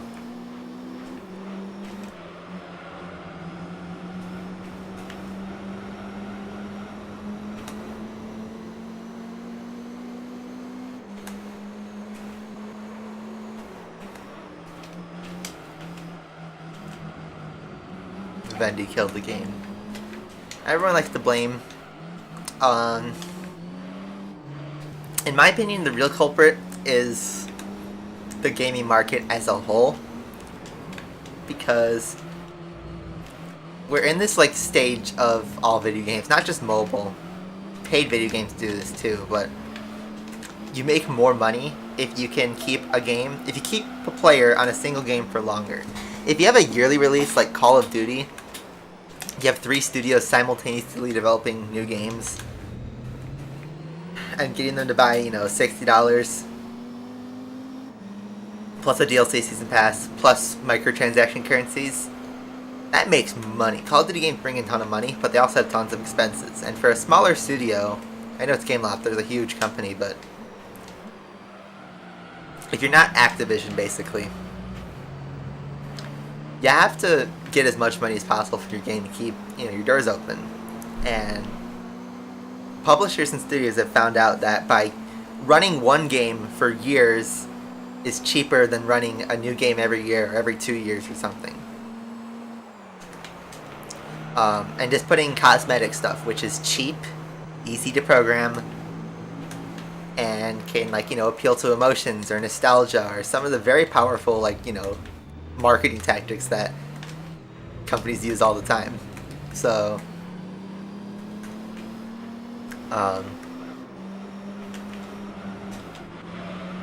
Gameloft is just doing what is kind of industry standard. Updating the game, putting in cars. Their real expenses are getting the licensing deals from manufacturers, and then obviously paying the programmers to put a car in, and model it. But they have a whole process they go through that's been pretty standardized now.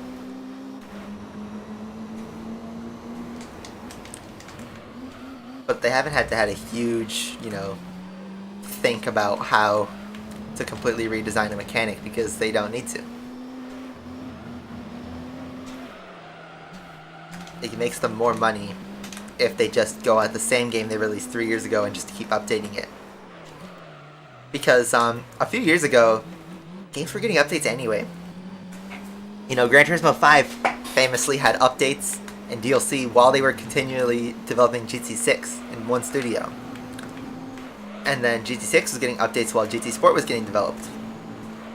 And GT Sport is, you know, getting updates, albeit less nowadays, but GT7 is currently in development. That costs money to do both at the same time. And while eventually, yeah, you will need to make a new game because stuff gets outdated, you could ride the wave for a year of, you know, releasing updates and DLC and cosmetics and stuff, and then think about starting a new game rather than think about a new game before Game Zero's already came out, you know? Looks like I've caught up a little bit.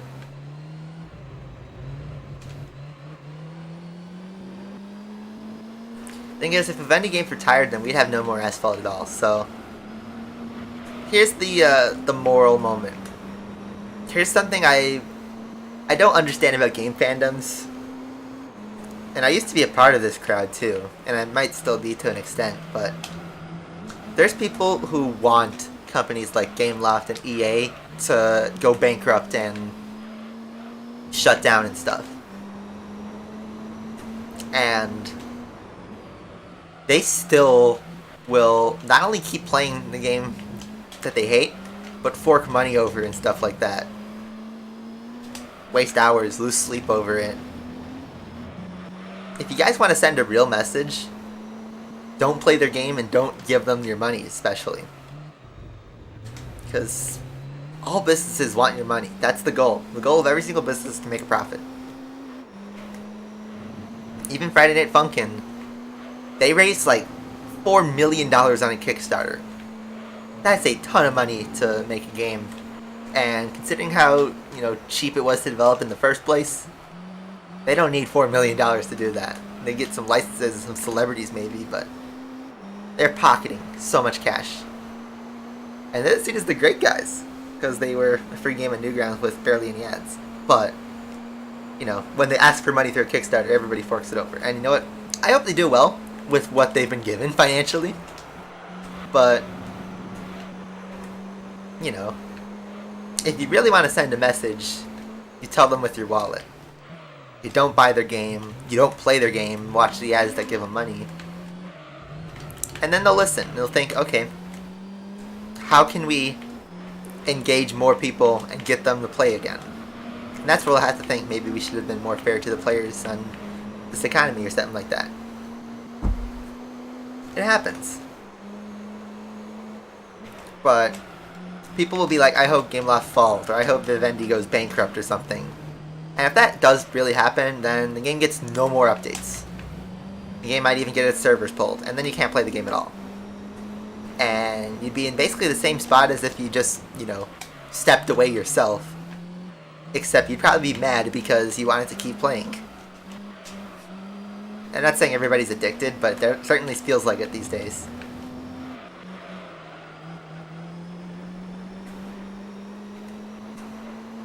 I don't think GT Racing 2 has gotten a content update in many years.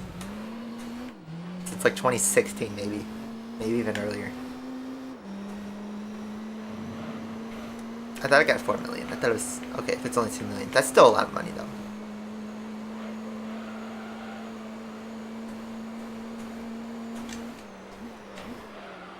But, you know, 10 years ago, how Gameloft would make its money is you'd pay 99 cents or $5 maybe at the most for a game, and the game was yours. You got no ads. There was a couple microtransaction options at some point in some of the games, but they weren't heavily required, and the games weren't super competitive. You had multiplayer and leaderboards and stuff, but you can get to that point without a cent. And games used to have like cheat codes and stuff, because they don't care what you do. You already bought their game. They already got as much money as they were going to after you bought the game, so they don't care what you do with the game after you buy it. But obviously that model is dead. It doesn't make as much money anymore. Games are expensive to make nowadays. The graphics are really intense. You need a lot of staff. You need to actually make good plots, and you have to have good animation and stuff like that. It takes a lot to make a modern racing game or a modern any video game. Think of like The Last of Us. It's basically a movie. But, you know, 25 years ago we had Metal Gear Solid and Final Fantasy, which they had top-notch CGI for the 90s, but nowadays, like, you can recreate those cutscenes in a day.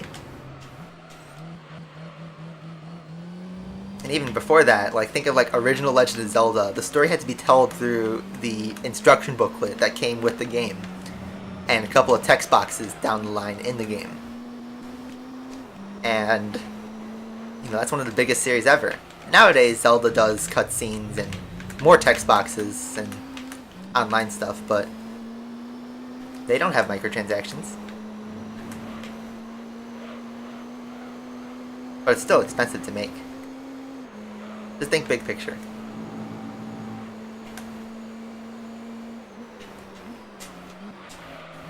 Remember that you are one of almost 8 billion people on this planet, and if you step away from a game, there are 7.999 billion other people that they will try to get to play their game. And that's race 9, by the way. So, don't feel like you owe them your time, or they owe you anything as an individual. Unless you directly work for them or you're like a celebrity or something, but that's different circumstances. As a player that they're trying to get your money, any business, they don't care if you leave because they'll just get another customer. So, my life advice is, yeah, don't feel bad if you want to leave Asphalt, or if you're addicted to a game or something else that's, you know, not giving you fun anymore. Do what you want to do. Have fun with your life. The way I live and the way I see life is, you could drop dead today or tomorrow. Tomorrow's not promised. You could do everything right and still be killed. I know people who never put a foot wrong in their life and then they die in a car accident or something. No fault of their own. They get hit by a drunk driver or a speeder, or they're in the wrong place at the wrong time, got caught up in like an accident. And that could happen to anybody. You can have an aneurysm and die in 5 seconds. So, you know, enjoy the life you do have, because it's the only one you got. Of course, you should plan for the future, but don't spend your whole life waiting for something to happen, because if it doesn't happen, then you wasted all that time waiting. You get what I mean? My point is, if you're playing video games, play what you want to play. I enjoy playing Gran Turismo 3 right now, so that's what I'm playing.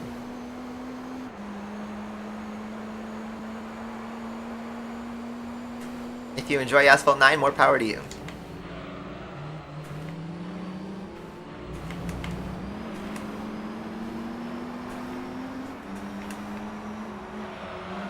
So we saved the game right before race 10, just in case.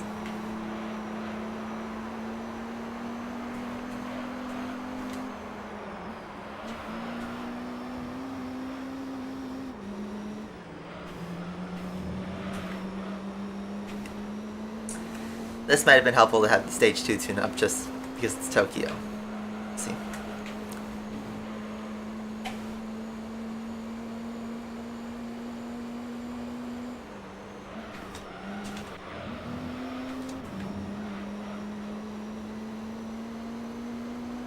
You'll buy Game Loft and make it free to play with no legend pass, no hard SEs. But then how do you make money? That's the bingo. How do you earn money to keep your servers running and pay your employees? That would be my question to throw back at you.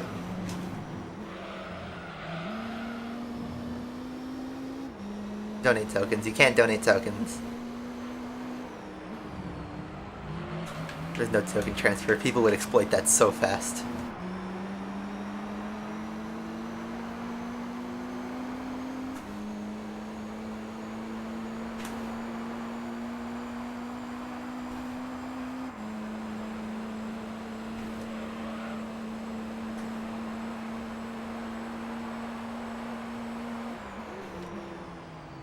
They brake so early for this corner. They literally crawl, and then they fly through the rest of the lap.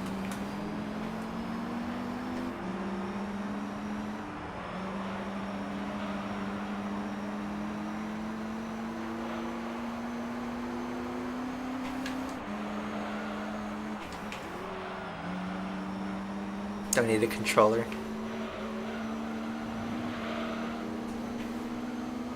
But why?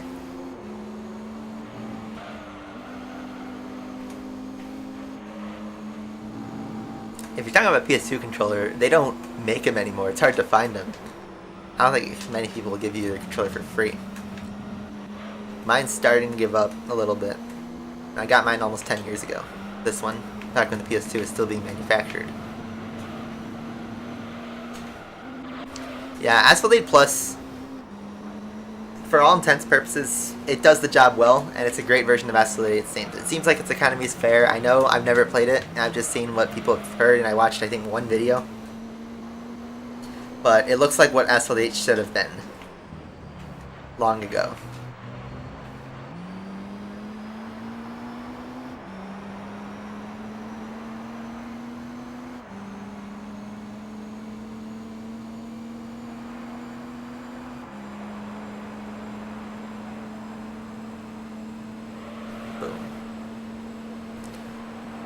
Take the lead, and then we'll do what I think is the breaking point. They break so early still, even on rubber banding.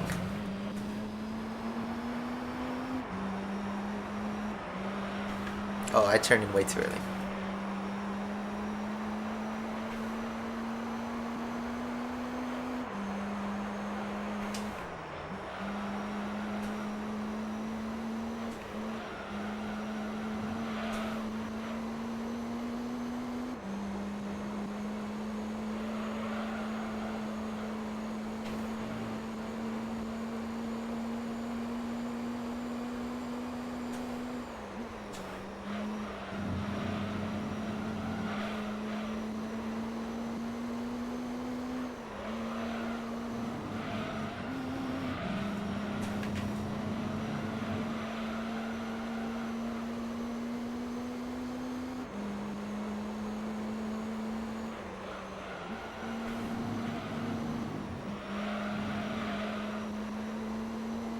How's my job going? I just got my next paycheck yesterday.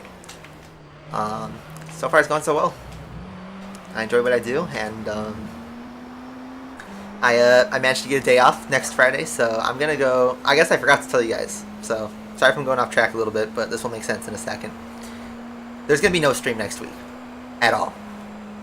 No stream at all, because I'm going down to where my college was. I'm going back to Peoria to spend a weekend with my college friends, my university friends, and because that's Labor Day weekend, so I have that Monday off, and I managed to get that Friday off next Friday. So I'm gonna basically spend 4.5 days in Peoria, and I'm not bringing any of my streaming equipment or anything, so no stream at all next week. Maybe I could try to get something done during the week, either next week or the week after, but yeah, take a nice little break. There's another F1 race, so we can still post about that and stuff like that. And obviously I'll be like there to chat in like Discord and stuff.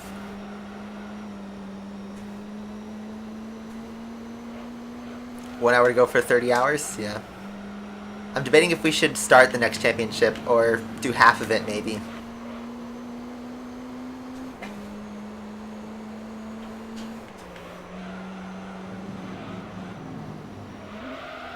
Oh, that was bad. Not my best driving on this lap. And top it off with a curb clip. Can't speak. Corner clip.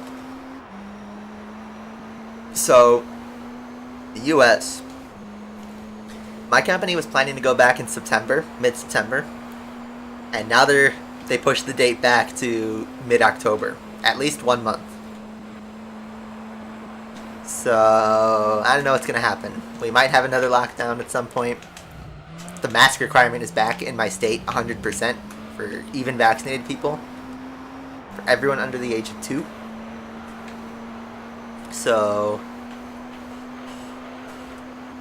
I'm sure the crowd who doesn't have vaccine already will take kindly to that. But, I don't know what's going to happen. But my go-to is kind of enjoy the time I have while I have it, because if we have to do lockdown again, then it's going to be pain again. But even if we did a second lockdown, I feel like it wouldn't be as extreme as the first one, because every school and work and stuff would just be like, okay, just do what you've been doing before. No halted stuff, no flexibility. So, I don't know.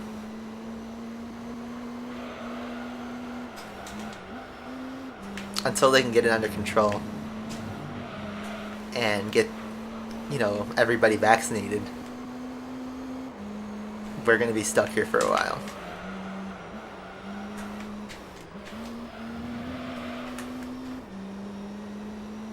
Modified C quarantine.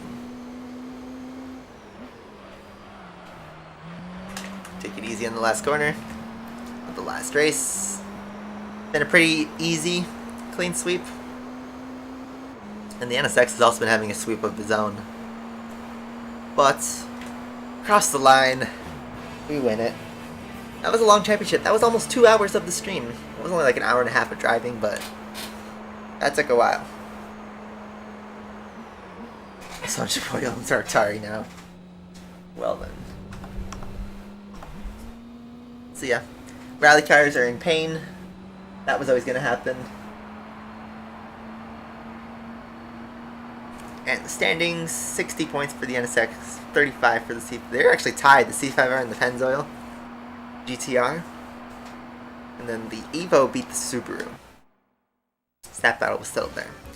Our prize money has pretty much increased by 250,000, so we're at 550 before the championship money. So that was a series that happened. For winning the championship, what's the money? Oh, 200 grand. We are rich, guys. That's a nice trophy, too. A trophy of a guy holding a trophy. What's our prize car? For winning GT All-Stars. I see a thing on the right that I want.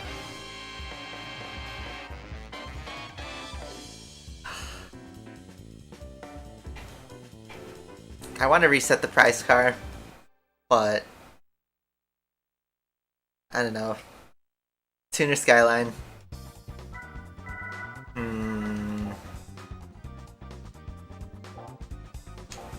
Well, I did have a backup. It's a GTR again, though. It's a Mine Skyline. It's got almost 600 horsepower, so it's fast. It'll be useful for professional race of Red Emblem. But not the best car in the prize car pool. Anyway, that is 47.3%. 82% win ratio. And yeah, that will be the end of the segment. Who knows if we reset a prize car?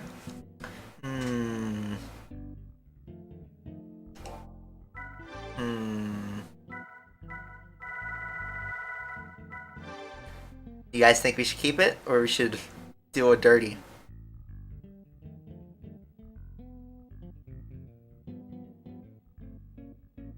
I don't know. I mean, okay, worst case is, like, we could just buy the other prize cards from my other memory card.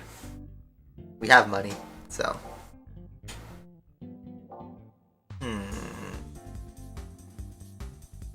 Should we continue? I'm gonna go to the bathroom, and when I come back, I'll do what chat says.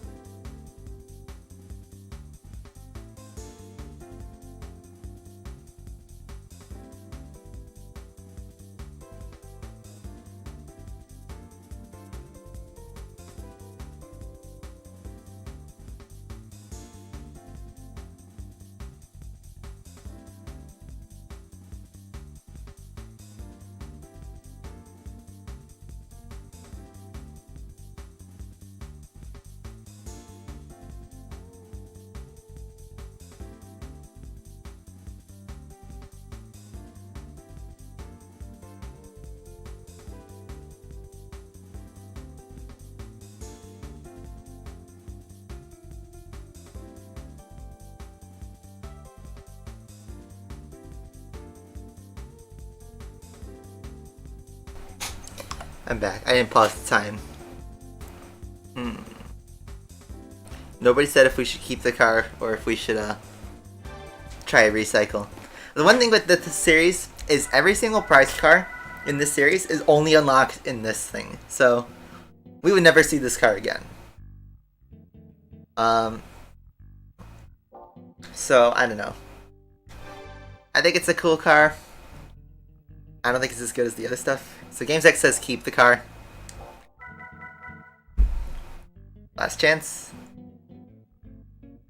Next person who says keep the car, then I will keep it.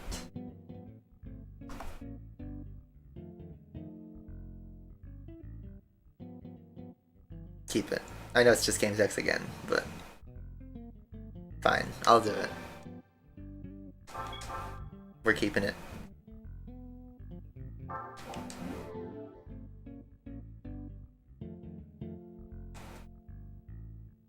Buy the prize card from the memory card. Yeah, James, I'll show you guys how it works, by the way. So, since we saved the game, I could show you guys this trick.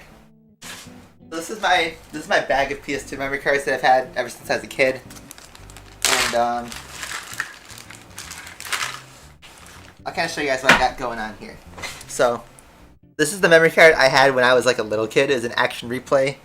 It is janky. It barely reads. But if you load the garage data from slot 2,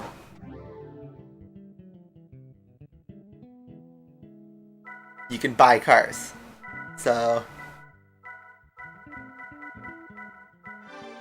here's the GT40. You can buy it for $450,000. And even though these cars don't have a price, you can buy them with money. This is that Diablo I was talking about. It costs $1 million, but we don't have that kind of money yet. These cars are expensive.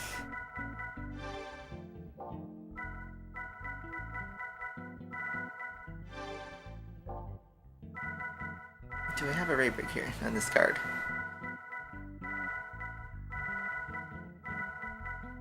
I do. And it's $1.2 million. So, yeah. Those were the other prize cards, by the way. Here's the 94 Senna car. That's like $3 million, I believe. They just hide it. But yeah, these are pretty much what their dealership estimated values are. So you're not getting a dealer, or even overpaying to an extent, but... I wonder if the tunes carry forward. I don't think they do. Oh, they do. They certainly do. 1800 horsepower, yeah, they do. The tunes carry forward. Interesting. Anyway, we can't afford any of the other prize cars, so... I'm gonna pop that out. I'll put in my other memory card to show you guys the garage. This was the other one. This was my brother's memory card, even though I played GT3 for him, basically. That was a little better. But yeah.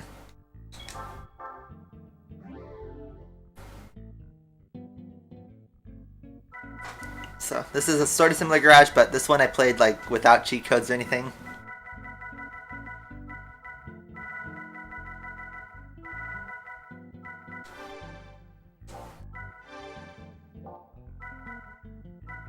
Here's a Tommy Kyra ZC2.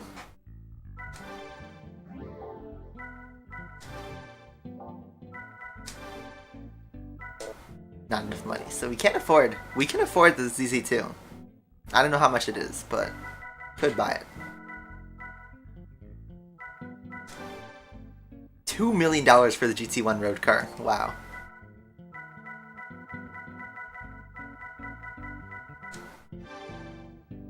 $750. Kimchi. Here's the green GT40. It's a nice looking car.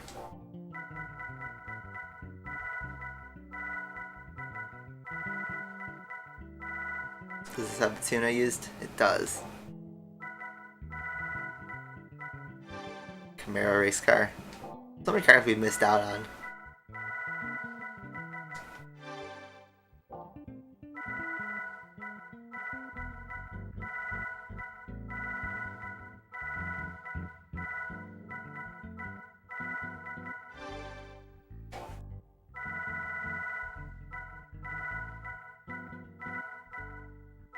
And yeah, we have the big three, obviously. The GT1, the R390, and the 787B. And we don't have enough money. Alright, I'll pop that out. So, we've been going for 2 hours. We did one championship. Our next one would also take 2 hours, so... I don't want to do exactly what Round GT4 did in his playthrough, but an option we could do is in Nissan. We're close to having enough money to buy this, but I don't want to do that. Should we end the stream or should we do a little bit more racing? What do you guys think? I'm personally getting hungry, so I'm okay to end the stream, but I could do a little bit more driving. What do you guys think?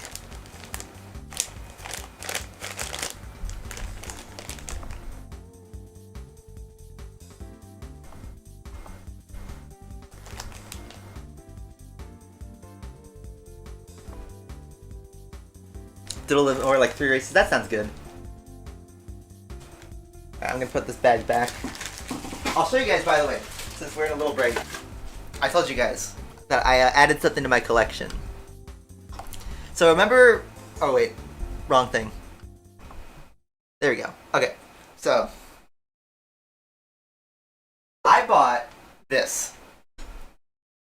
I bought Cyberpunk 2077 because it was $10 at Best Buy. $10 for this, and it has the steelbook too, and it's got like the day one DLC. You can see kind of in there. It's like in a sleeve with like a bunch of other stupid content. I haven't opened it. I don't know if I should hold on to its value, and maybe it'll be worth a lot in a few years. But obviously, it's in perfect condition, so I don't know. But I have it now. It was only $10. I'll wait for the game to be fixed before I actually play it. And then I showed you guys on Discord, but I'll show you guys again. I picked up my first imports. I picked up 2 imported games. I picked up GT Concept and GT4 Prologue. So I have tested this one out on my free McBoo card. I have to dump the ISO on this one. But yeah, I have the demo versions, the Prologue versions, Epilogue versions. So never had imported games before until now. I'm at that point of my collection where I'm starting to explore out of my comfort zone a little bit. But yeah, that's cool. I have the buggy 1.0 PS4 version. That's right, of Cyberpunk. Why did I get it? Because it was only $10 and you got the Steelbook. I'd say the Steelbook alone is worth $10. But, you know, once it gets a PS5 upgrade for free, it'll be a decent game and then I could check it out. But $10 for brand new, sealed, with all that other stuff, like, that's just asking to hold value. Alright, let's do 3 more races and then we'll pick it up next week. So, we do not get a JTTC car, so we have to improvise. I'm thinking, let me see my option on this S2000 race car. I just had this idea now. Can we put a big turbo in it? Can we put a big tune in it? No, we can't. That's disappointing, because this would be cool to use this car. But 330 horsepower will not cut it. It just straight up won't. We need more power. Simple as that. Let's see what's more than the S2000 race car. So, we have a rally car, which wouldn't work. We have our touring cars, the CLK and Astra, which I think I'm going to use the Astra here. I don't want to use the Gillette again. And I know it's not a Japanese touring car, but it makes the most sense. So, we get into the Astra touring car because we never drove it, so I'm gonna buy slick tires and do nothing else. We didn't put any miles on this car, right? It's brand new. Yep, no miles, so we don't need an oil change.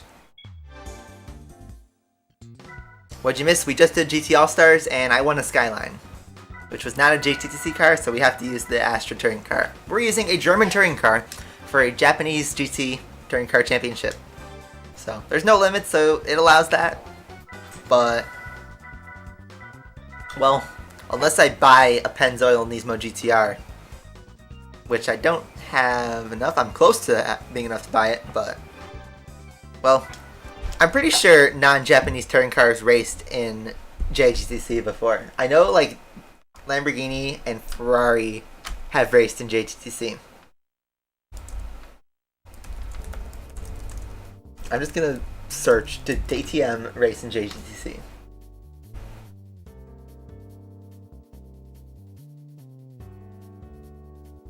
There was a Super GT crossover with DTM, which was a non-championship race. But yeah, the Mine Skyline is a road car, so it wouldn't have worked well. These cars are downforce dependent. So we did no upgrades at all. Just tires.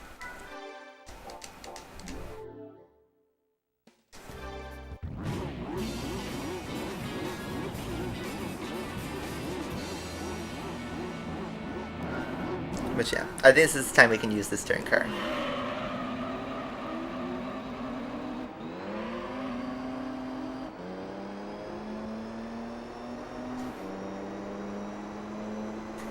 Sagoma. Are you guys the Aligma male yet?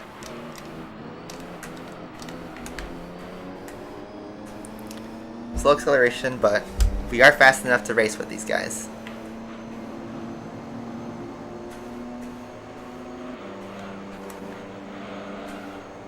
We have grip, which is good. Because these cars have grip too. So we have 1 Supra, 2 NSX, and 3 Skylines.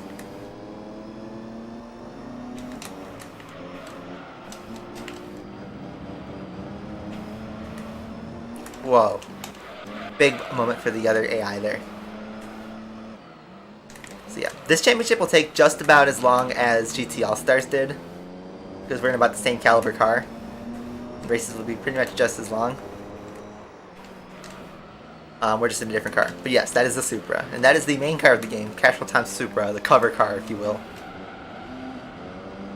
Everybody knows and loves.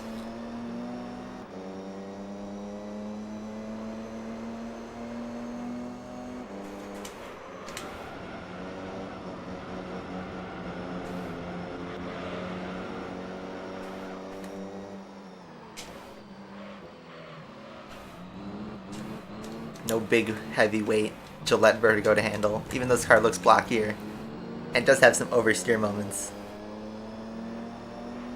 This car drives better than the Gillette. Might be a little bit slower though.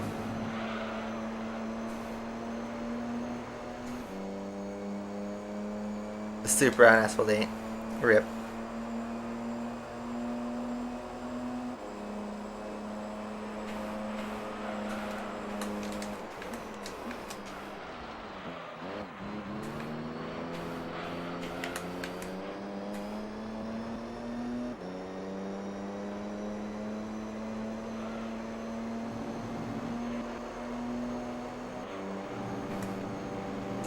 See, the thing with later in this game is when we get to the really long races, we'll have a lot of money so we can buy whatever car we want, but then we have to love the car we drive.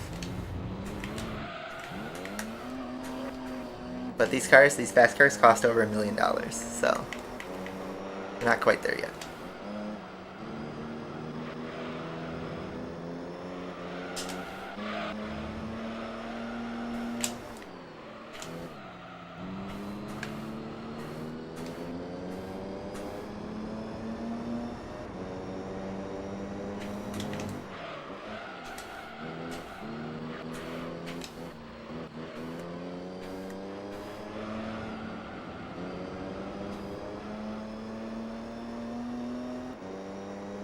Pronto Marco.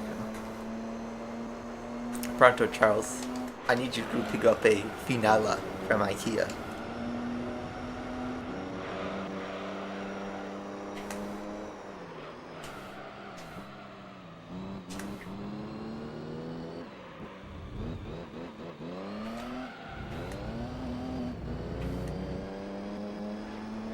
Just a bit of grass, lawn mowing.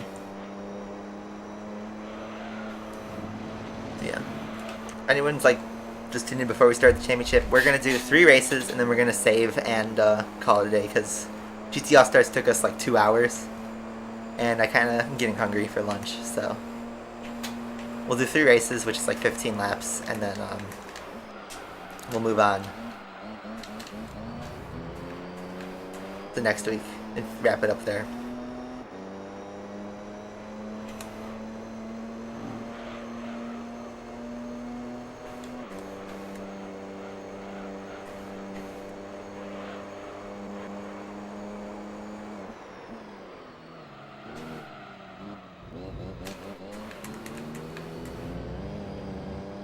Did F1 confirm Qatar, or is that still just a rumor?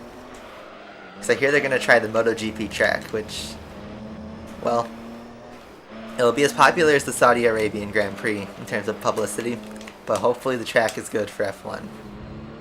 But it's a motorcycle track. And I know there's some motorcycle tracks that F1's raced at, like Catalunya and Mugello. And, you know, MotoGP is raced at F1 tracks, I guess, like Austria. But I don't know. Still a rumor. And as a raid, these cars are peaceful to drive with. No 787B this time.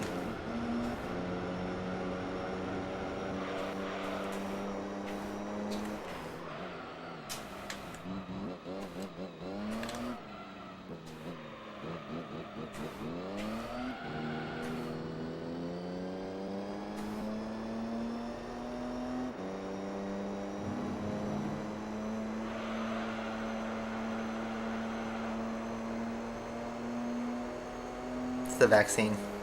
Yeah, the drowsiness. The day after I got my second shot, I was knocked out.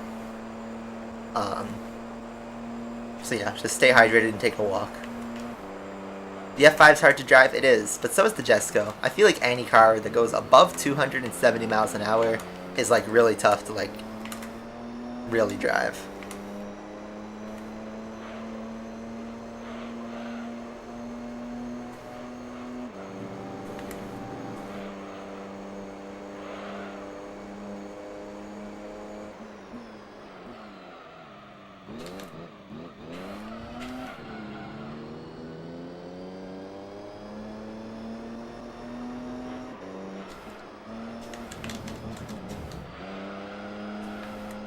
Yeah, it's fruit water, nice. Well, welcome to the vaccine club. Hopefully you guys can all be safe and we can get through the pandemic. I think we're all ready for it to be over, but sadly it still looks like we have a long way to go. So, you know, just do your part and we'll hold tight and get through this.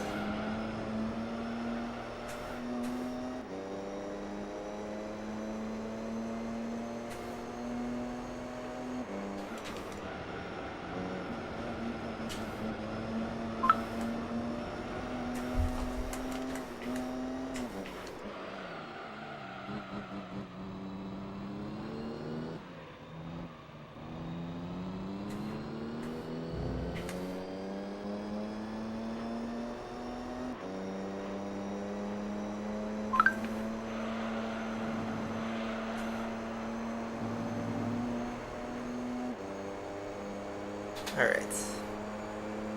One lap to go, and then race one will be done. See, the German turret car is doing pretty well.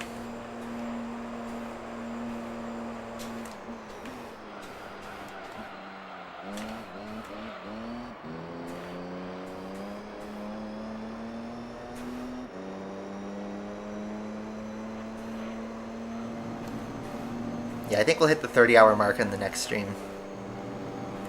We're at 29:29.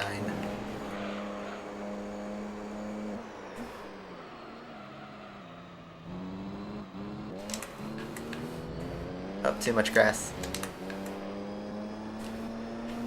We touched grass. Our front left is starting to go a little bit deep yellow. Not dead yet though. It's getting there though. I'm starting to feel less grip up front.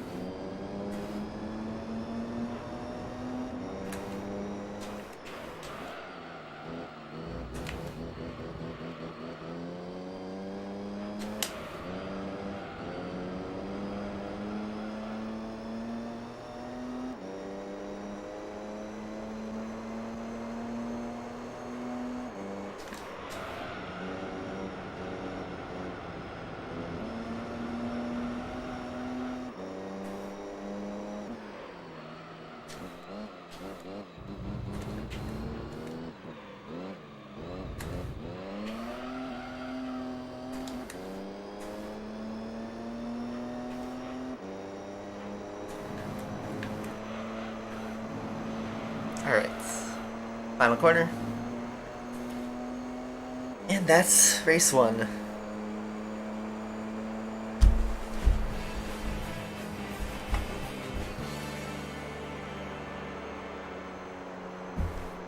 There's almost 10 minutes for that race.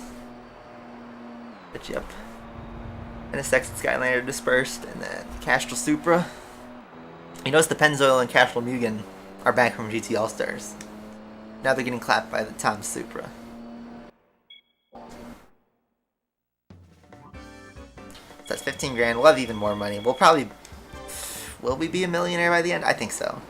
I think we'll be a millionaire by the time we get to that point.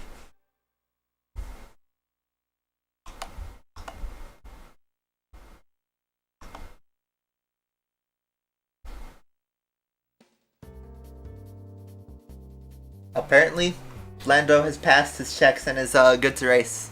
So he's all good. No reserve driver. Which, you know what? Good for him.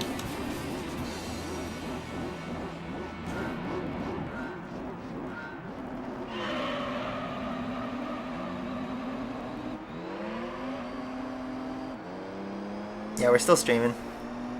But we only are going to do 2 races. Because these championships are kind of long. Whoa, that was a big, big jump. Big curb clip. Is that a new emoji? Who's that in the cap?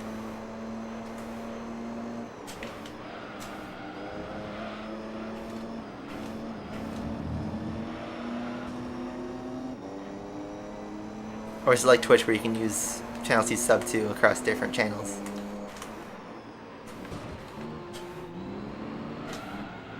Big step out.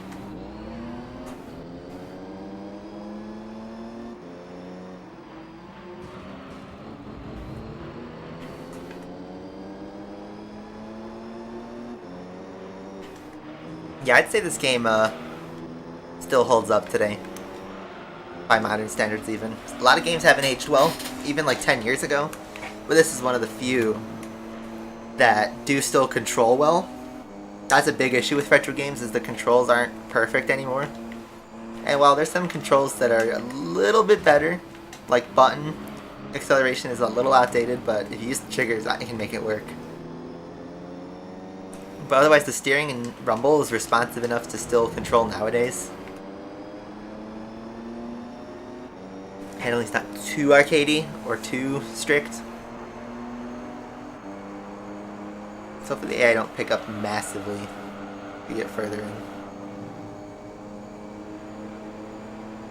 Maybe I should have bought a stage tune-up just in case, but we'll see.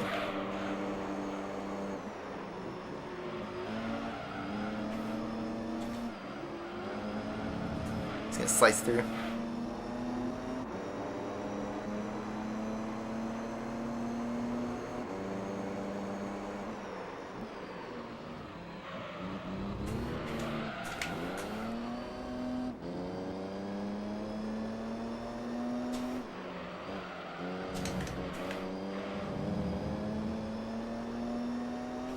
Oh, those emojis, that epic face back when I was playing Roblox in 2007.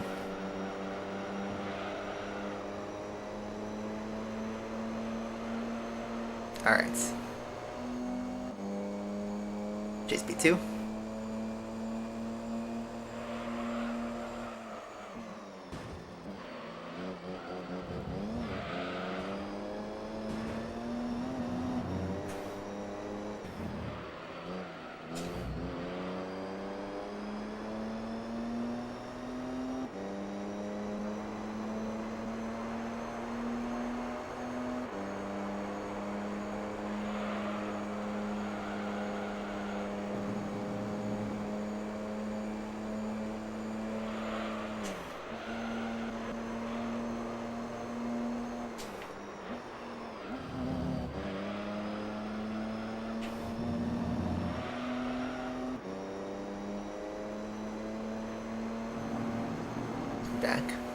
Back at him. Big slide. I just did that intentionally. I will say, second gear is a lot easier to use in this car than Gillette.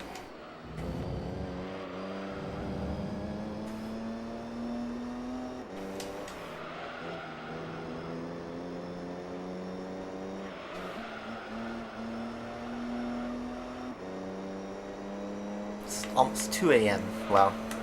Well, thanks for watching.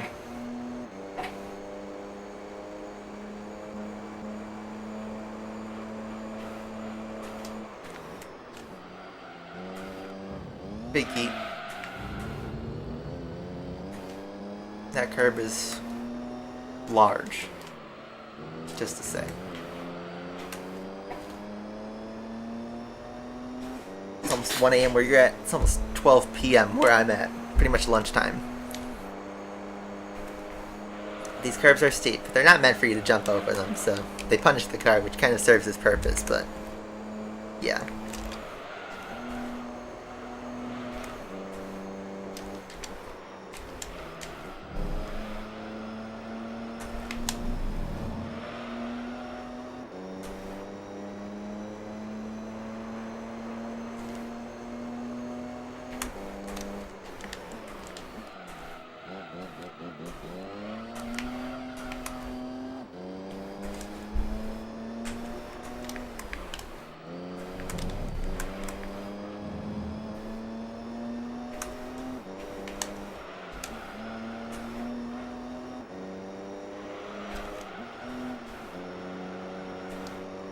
This is Sparta? Yeah.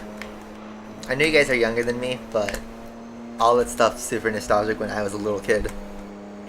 That was back when YouTube was like just starting to become popular in like 2007, 2008. And yeah, I remember all those videos watching on my Windows XP big box computer.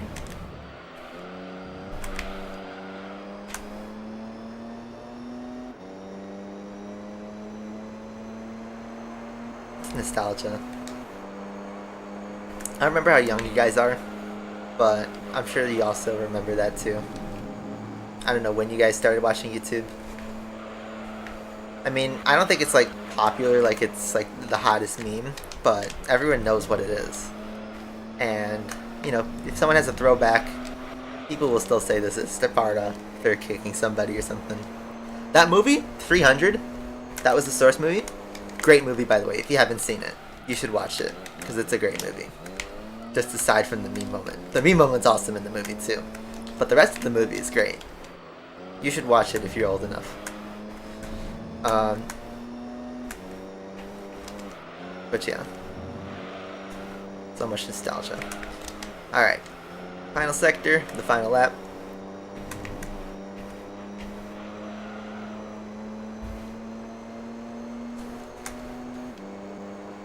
We're pretty far ahead. So, I thought this would be a little tough with no upgrades, but so far we're doing pretty well.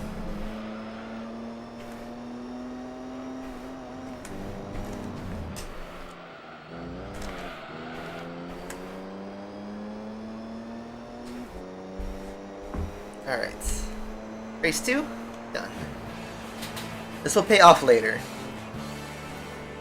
We don't have to do as many races. So yeah, let's just skip right ahead. Super seems to be the car to beat.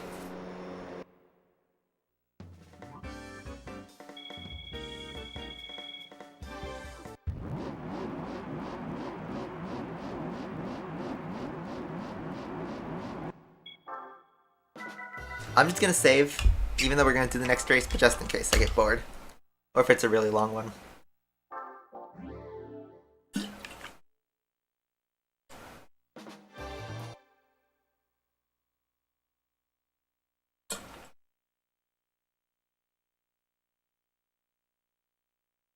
Sonic.exe, the old school creepypasta? Yeah. I haven't seen that in like a decade, maybe longer. When did that come out?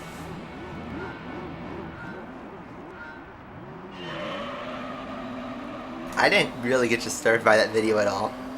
But I know a lot of people did back in the day.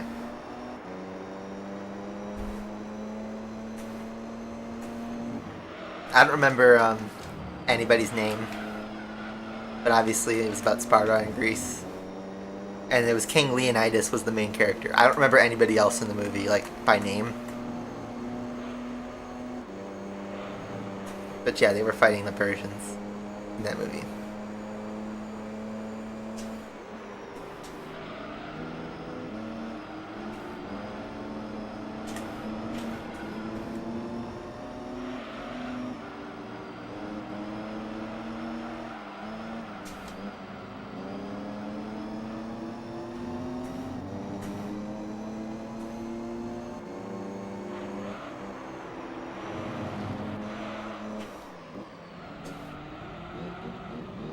Whoa. Just got Hamilton at cops cornered. Okay. Do you guys think there's going to be another big crash tomorrow at Belgium? Between Hamilton and Verstappen? They're right by each other. Not starting neck and neck, but could be close. Oh.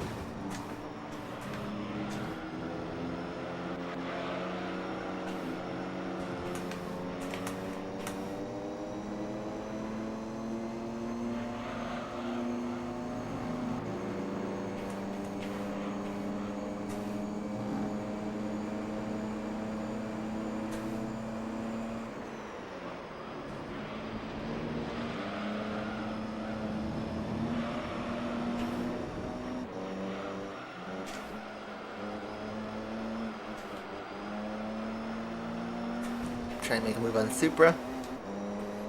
It's not in turn 2. I don't want anything to happen in Eau Rouge and Radion. That corner needs to be redone, and the barriers need to be redone especially. Damn, getting shoved off the track.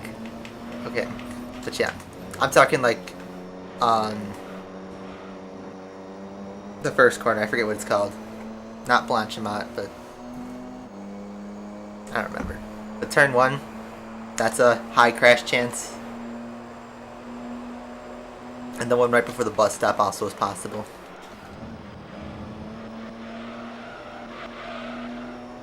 And I don't know if it's going to be dry or wet. If it's wet, there's going to be some bowling going on.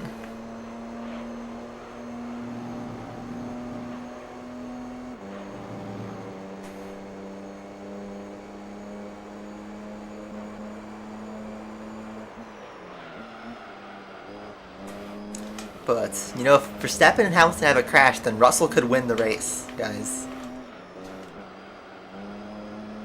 But yeah, that Russell story will probably go down in the history books as one of the great fairy tales of F1.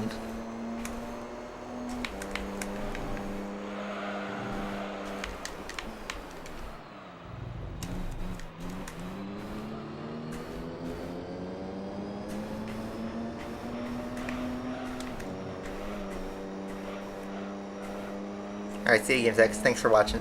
Only a couple laps left of the stream anyway, so.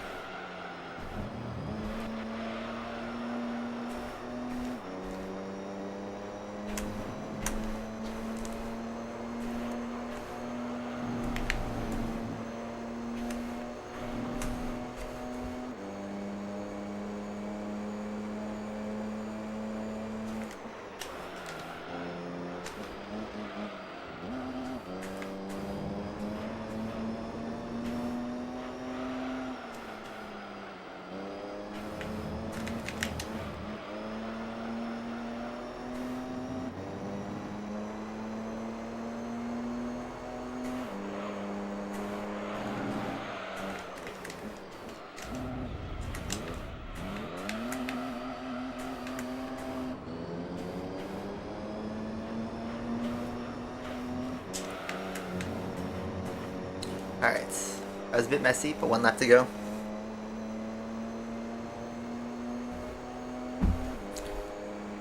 What should I eat for lunch today, guys?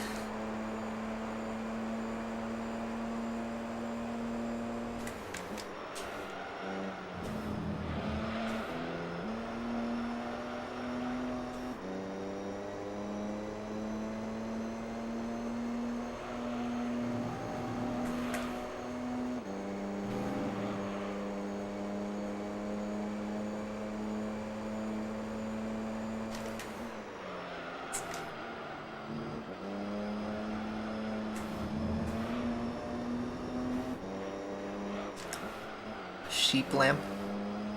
Like a light lamp?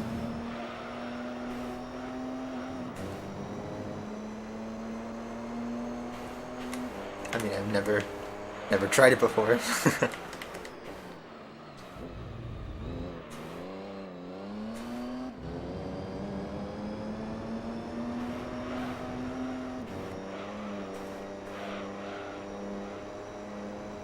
Alright, final corner.